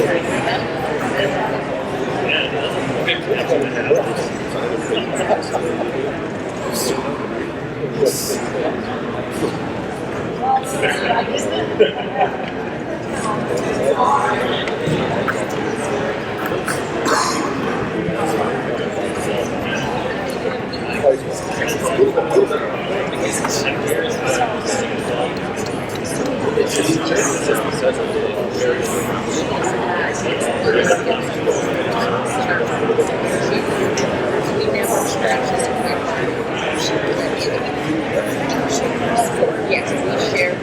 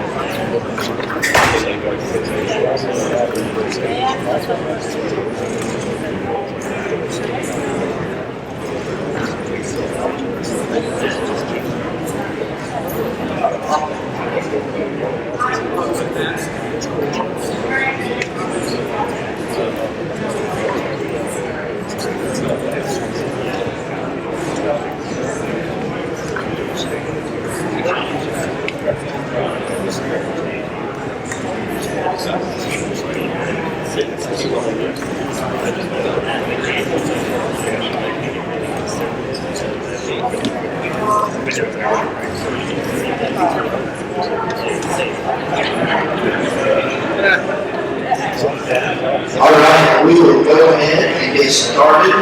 Don't table by table. I'll go ahead and start. Let's go right here because they're close to me.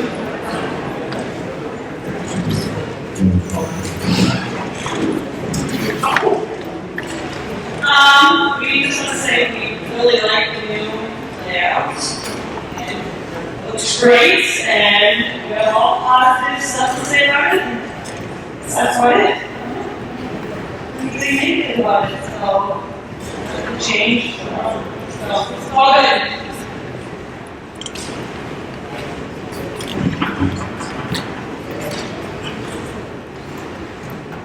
I've never lost words on. We just kind of had the same thing. We like what's going on. Our new plans are much, much better than the old ones did. It's kind of building off this area is great also. I guess if in the future we need to add on for whatever reasons, new school or more high school space, whatever way it's designed, we can add on to it very easily without having to change the parts of structure. The one question we did have was about bus garage. What would happen with that? Would be a bus garage underneath the roof or whatnot. So it's something we'll do and how that's going to play out. That with this here, so aside from that, I like this idea is running out there.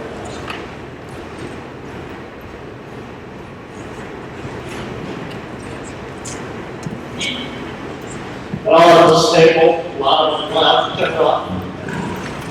We found at this time maybe the best interest would be to remodel the current elementary school we have, the right hand structure.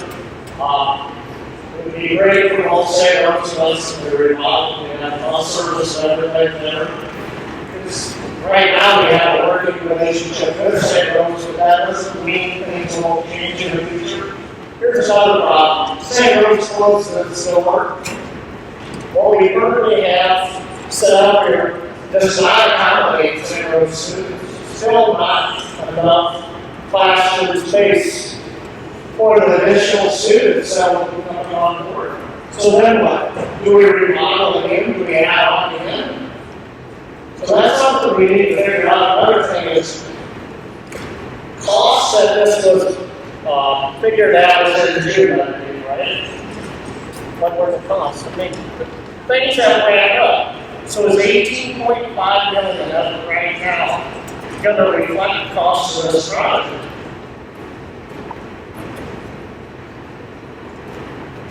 Who knows?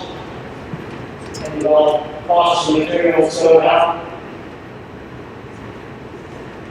Uncertainty.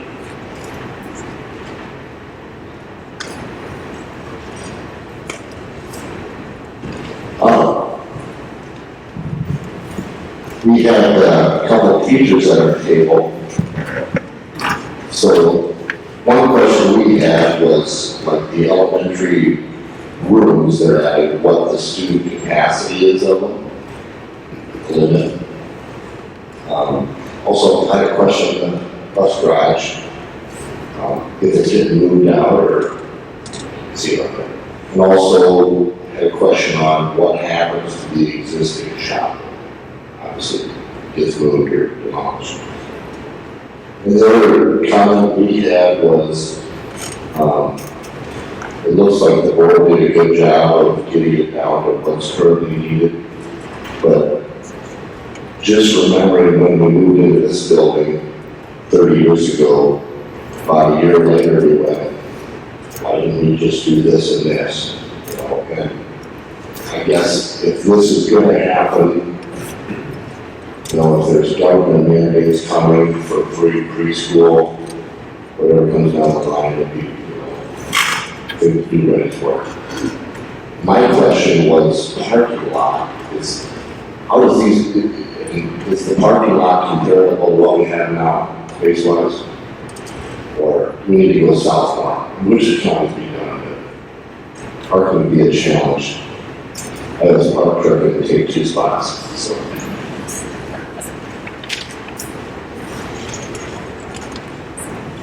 Our table, overall, really happy with how we thought it had space really well, but allow a lot of flexibility to. Parking was one of the questions we had as well. And that's what explained to us that they could experience that more.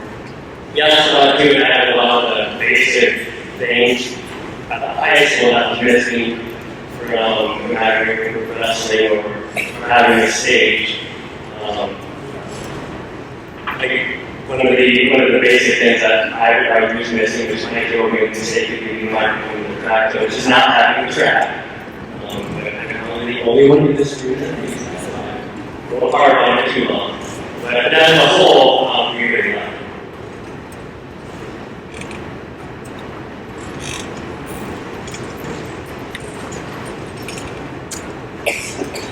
Alright, our table all agreed that we liked this layout a lot better. Coming from a staff perspective, I think having a K-12 building is great, so we can collaborate with the elementary, because I really do feel that we are disconnected right now. The other concern that we kind of talked about was using the stage as the elementary music room, like what would we do during the one act? The one act coach, how does that work out together? And then our only concern when we talked about was a little bit about the parking. Is there enough parking? Otherwise, we all agreed that we like this layout.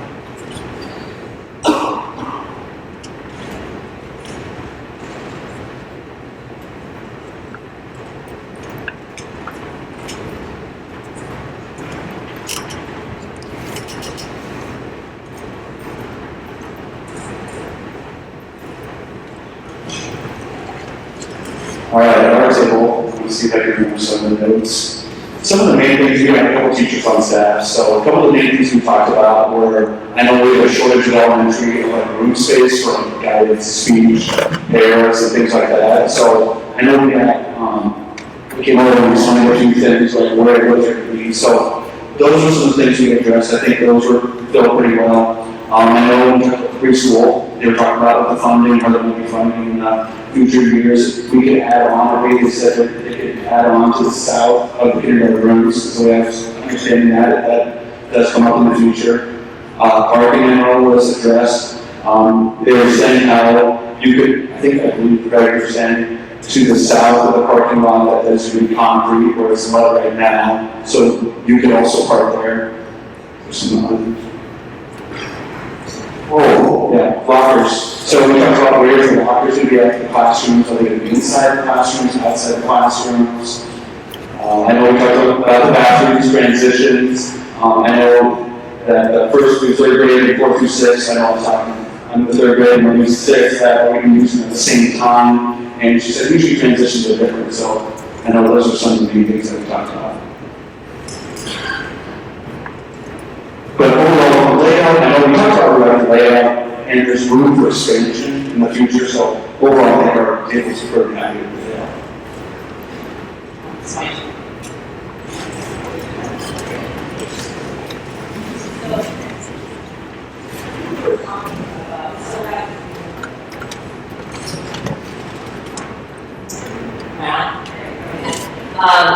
I think we still have pre-K daycare concerns, even though we're not in plans, we know that there's going to be daycare problems in the future.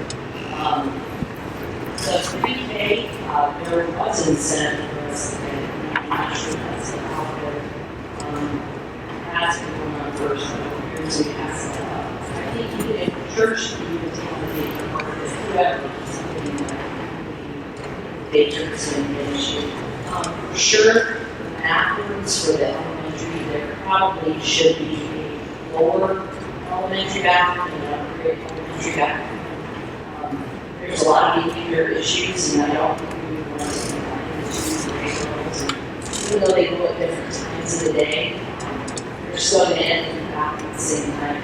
And there's all kinds of things that happen there just with little kids all day long. I don't think we want to mix older kids with kind of concerned where the bus garage would go to. I'm sure that there's room all over to the side, but I'm sure those things are doing. Also during the day, we have to have the same amount of meetings. Right now, this is a big concern with elementary where our kids have to go out and learn individual skills like facts. We have kids that cannot concentrate. We have a whole lot of rooms to go to right now. We have paras struggling with paras, trying to find this opera, that's how it's and then when they teach you, you know where they're at. Like, where do they go? Because there's no, we just had some little area that I don't even probably some little that type of thing. And as far as like parking too, I'm not sure if this would be doable. I noticed that parking is the straight parking. So if you've ever been in this parking lot, it's when you're driving, it's just run for your life. It goes like that. I mean, if it was angled parking, but I watched kids just pull out of the parking lot, just go bumper. It's just back out at the same time.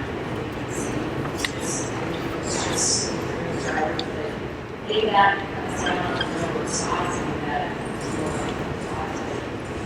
Which we're not exactly.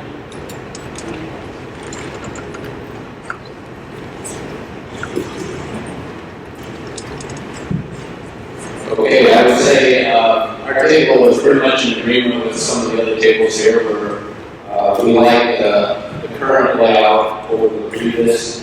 The one question that was really brought up was in the new gymnasium, is there any consideration for in special events where the gym is divided into two? I know this gym is fairly tight with extra seating for anybody who's watching those events.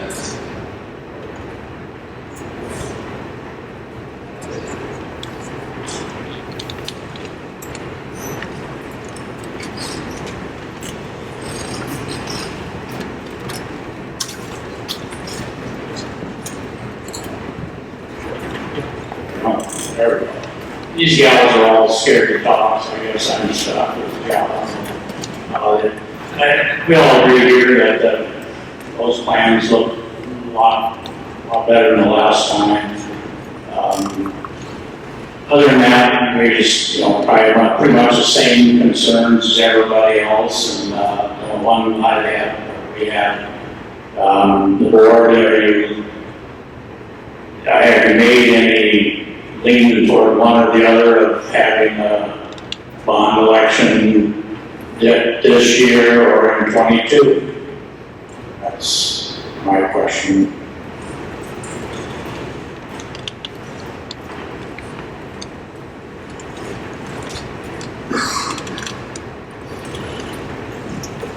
No, we were all on review of how this looks compared to last one.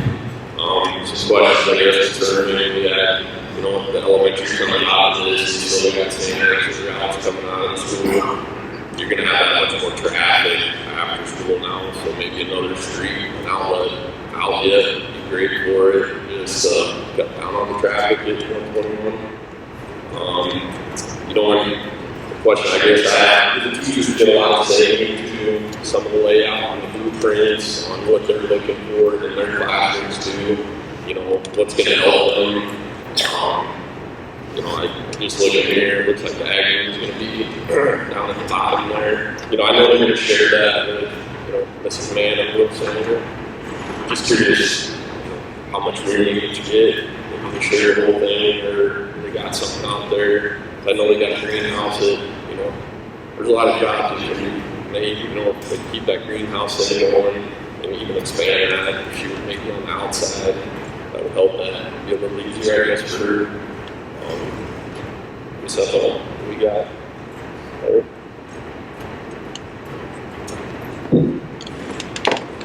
Our table felt this was by far probably the best plan presented and the most clarity, whether I was thumbs up or thumbs down, so we got the most clarity in what had been presented at this point. Two simple questions, one like the other table, the road access, will it stay in one? We're moving both campuses here. Will there be an additional road access on the other side? And probably most importantly, the thing we talked about the most is the thing that hasn't been talked about at all, and that is what will happen with the general fund levy, and most specifically, the special building fund levy. Right now, the special building fund levy is at just over 7.5 cents. With this bond, what happens with the special building fund levy?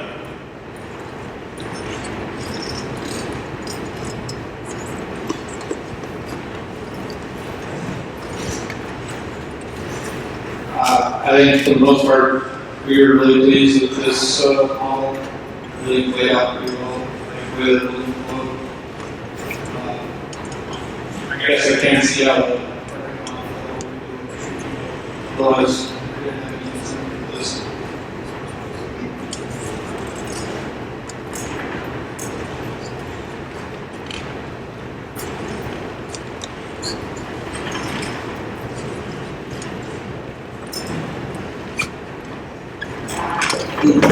Our table was agreed on the majority of the room tonight, so we really like this setup. To me, it looks like there's good lateral movement, teachers and whatnot. That was one of the positives. The other positive we had was we like the 1.75% interest rate right now. That's a little more doable than it was in the 80s. Some of the other questions that we had, actually we had more questions yet that are unanswered. One of them was, what are we going to do with the existing elementary building? Second question we had was addressed over here. The A building.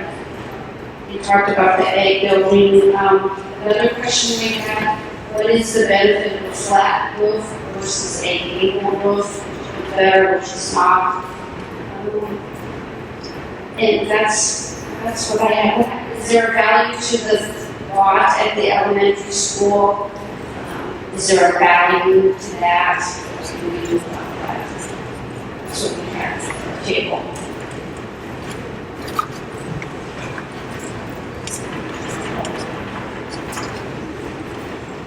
We like the design, I especially like new libraries.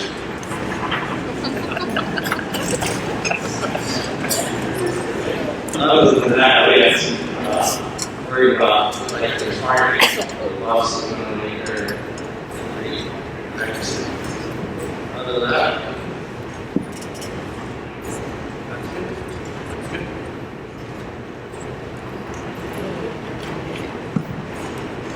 All right, well, thanks for all the feedback, that's really good.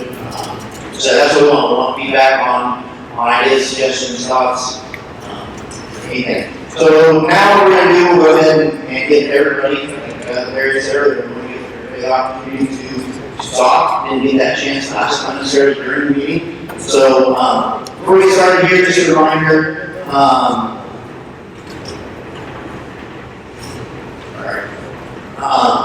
I should say, you're welcome to stay as long as you want. If you want to take off, feel free as well. Get up and take off. We're already stuck around here on time. We'll have a 2-minute time, like I said, that way we can get around as many people as possible. That way we can collect the feedback. I mentioned earlier, we'll take the feedback. We're not going to answer questions tonight. We will take that feedback and provide some additional feedback to that or answer those questions as we continue moving forward. There is paper at your tables. Feel free to jot down any questions or feedback on that as well. We can collect later. If you do not want to stick around or want to speak in front of everyone, that's fine as well.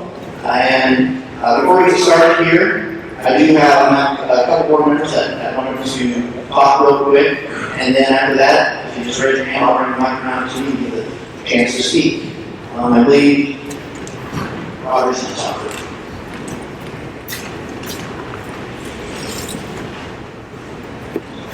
This thing on? Okay, I'm Diane, now the oldest board member is Clearfield.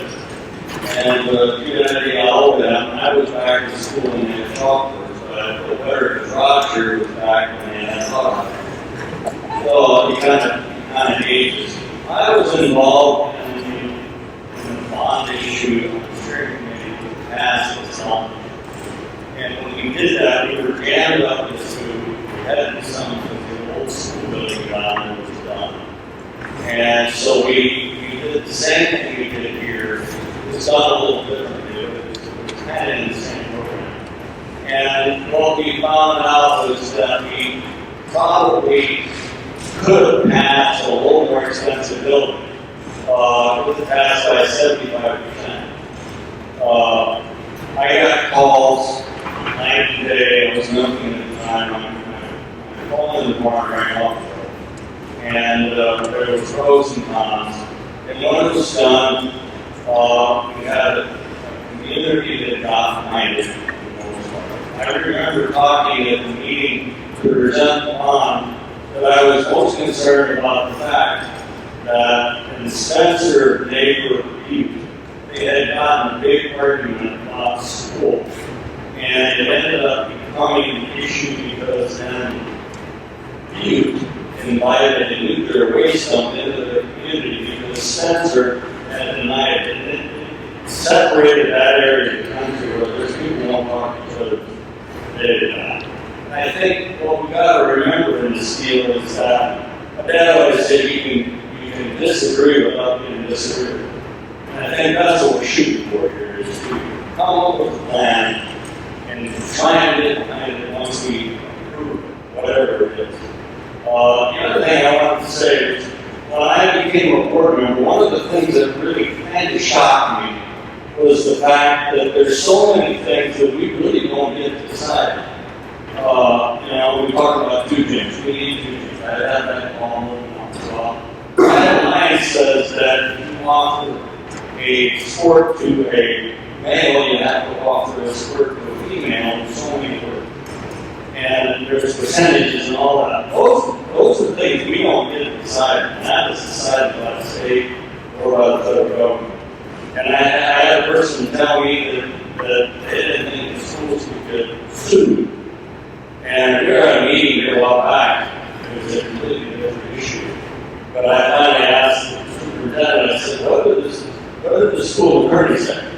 And he said, well, yeah, we got to do that to protect ourselves from getting sued. And I was actually the left side, so there was left attorneys on the board. And it gets to be that way sometimes. So I want everybody to understand that this isn't a deal that we're going out and trying to spend everybody's money. We're trying to educate, trying to give kids experiences that give them confidence, become better citizens, they come back. And so with that, I hope that everybody keeps in mind that we probably all want the same thing. We want kids to grow up here, we want them to come back, we want them to be good citizens. And so with that, I'm going to turn it over to Craig. Thank you. Hearing on. Well, Roger nailed it. Craig Marsh, I know most of you in the room. Craig and I have been in the school district for 14 years now. We've got 3 young kids, 2 of which are elementary students currently at St. Rose. They'll continue to go there no matter what happens with this project. I will say I'm from Hartington. I know the dynamics of having 2 schools, having 2 elementary schools. I grew up in it. I graduated from Hartington Public, so throw that against me. Maybe that keeps me in the gym tonight. But what I will say is, what was really appealing when we were looking at moving back, we lived in Omaha after we got married.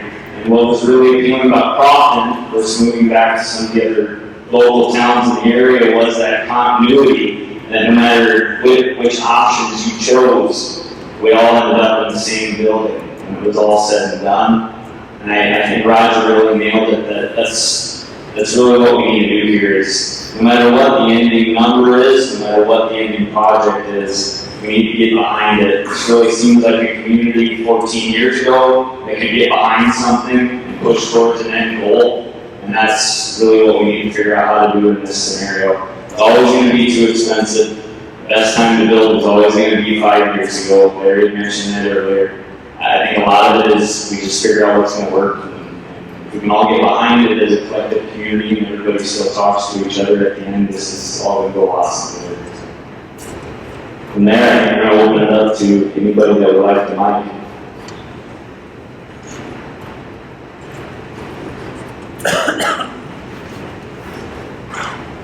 If you want to bring it around, if you would like to give some feedback or your thoughts, it is open. So, just raise your hand, I'll bring it around.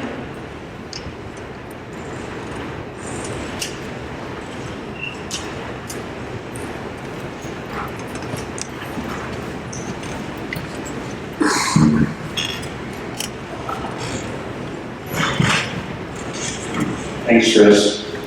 I'd like to thank the board members. I know for being on the board that it's not easy. Saying before, we're all in the right place. I'd like to thank AI for finally going through some of the numbers that we had, or some of the things we had questions about. It didn't seem like all time was spent on going over the shortcomings of the elementary school. Some time ago, a successful businessman explained to me that there's 2 ways to go through life. You think, plan, and prepare, or you put out fires. And it seems as though the approach at the elementary school has been to put out fires for decades. If it was just to buy time until this high school bond was paid off, I'm not sure, but there was a special building fund levy in place, and mostly only the roofs and boilers got replaced, kind of just enough to get by, in my opinion. The long-term building plan at the elementary was never executed, and that's why we are here today. All the things that they mentioned earlier were overlooked, in my opinion. In November, the Community Engagement Committee wanted real numbers to go with the options that were being discussed. An assessment was done, and Architecture Incorporated says that our 60-year-old facility would be too costly to modernize. The school board should be a reflection of the district that they represent. And I don't know many business owners or homeowners that neglect their 60-year-old property to such a point where they just shut it, they just push it on a pile and start over. When the co-op in Fordyce was in initial stages of planning a multi-million-dollar green facility, a reputable contractor worked mostly with the larger facilities, told the board to abandon its original site and to build new somewhere else. The board didn't feel like it was in the best interest of the stockholders to do that approach. For the school, Architect Incorporated is one of the largest firms in South Dakota. They work with the largest school districts and the fastest growing school districts in the state. It's not too surprising that their fix to our issues involves this amount of money. I believe either working with this firm or a different one that has done remodel work with other schools in our area, I believe the issues with this facility can be addressed. And I think we need to think, plan, and prepare within our means. Ever since the facility assessment was asked for, I feel this process has been orchestrated by professionals whose main interest is to successfully pass on assigned seating and voting on biased options. In my opinion, is a professional, systematic approach designed to persuade in one direction.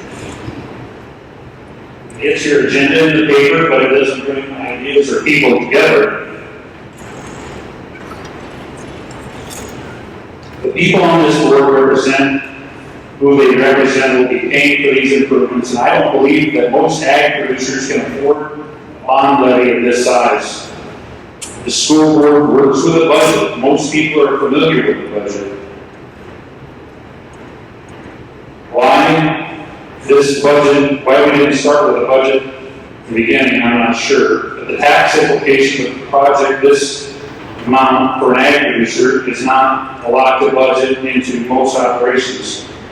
If you use these numbers after LB2, a producer who farms 1,000 acres, it's 500 acres of irrigated, and has 200 cows, is looking at $8,261 per year, or $165,000 over the life of this bond in 20 years.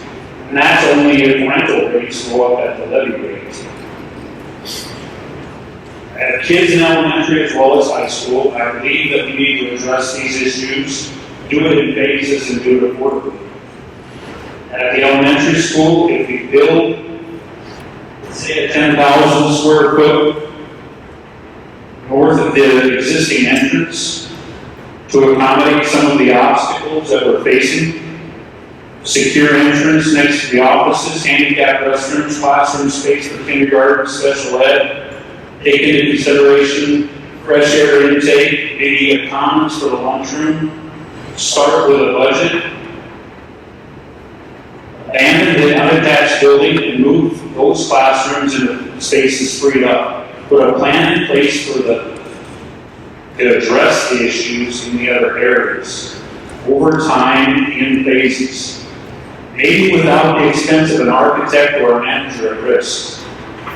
The insulation, lighting, plumbing, ceiling tile, fire-rated walls are all things that should have been done in the past. I believe are the main reasons that we started this process.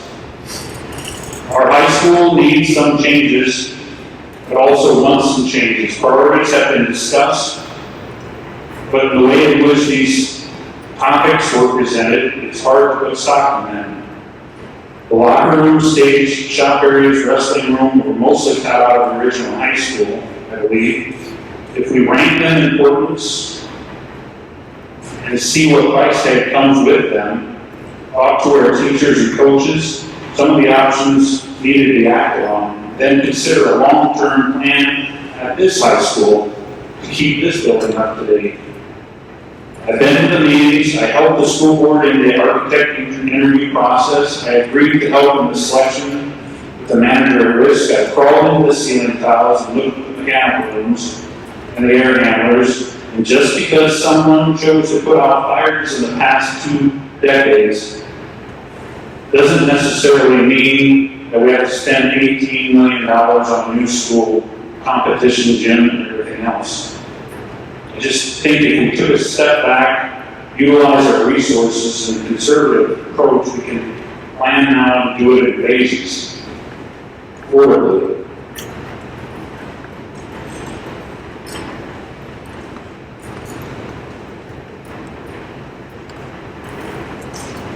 And if you want to have somebody, if you want to talk, just raise your hand, I'll bring her in.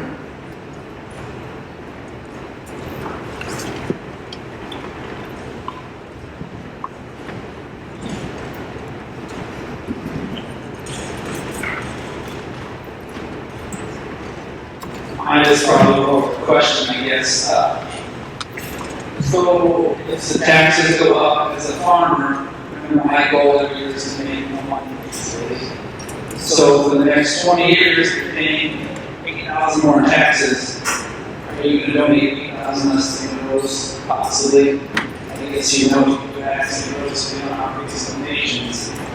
20 years last time, the bond passed it. Decrease in income the next year? I don't know. And then probably the amount of money that they're going to need to keep functioning. And then that's it, you can go back 20 years and see that is additional percent goes.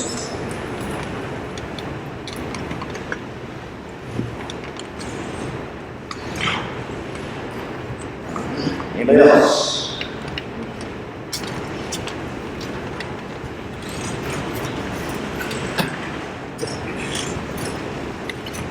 Just to talk a little bit about St. Rose, if they have the same deteriorating building problems as elementary, would it maybe be smart to do renovations on the elementary until we get us by another however many years, and then maybe St. Rose would be too far gone that they would not want to save their buildings, and then if you want to add on to a high school, you could make it the size that would hold St. Rose and the Crofton students. Would it maybe be a little more efficient to get us by until possibly St. Rose is ready to quit? And then another thing, if I don't know what we have for bids for demolishing elementary, but it seems like people would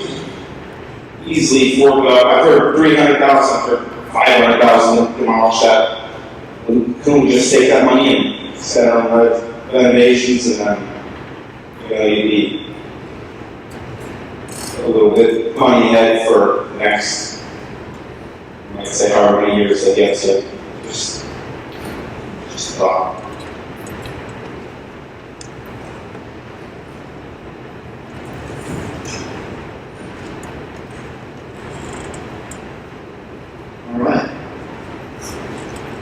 See anybody else that like to speak? Like you said before, feel free to, if you got a comment or feedback and want to leave on your paper at your table or bring it up to us afterwards, feel free to do so. We're going to be around here for a while. Feel free to stick around. Feel free to go. That's completely up to you. Other than that, we just have to close the meeting, and then we'll be officially adjourned. Board members, anything to add? If not, I would just need a motion to adjourn. Larry made a motion. Larry, second. All right, Jansen? Yes. Amy? Vandy? Potts? Poppy? Marsh? With that, we are adjourned. Thank you all for coming. I appreciate you coming out tonight. Have a good evening.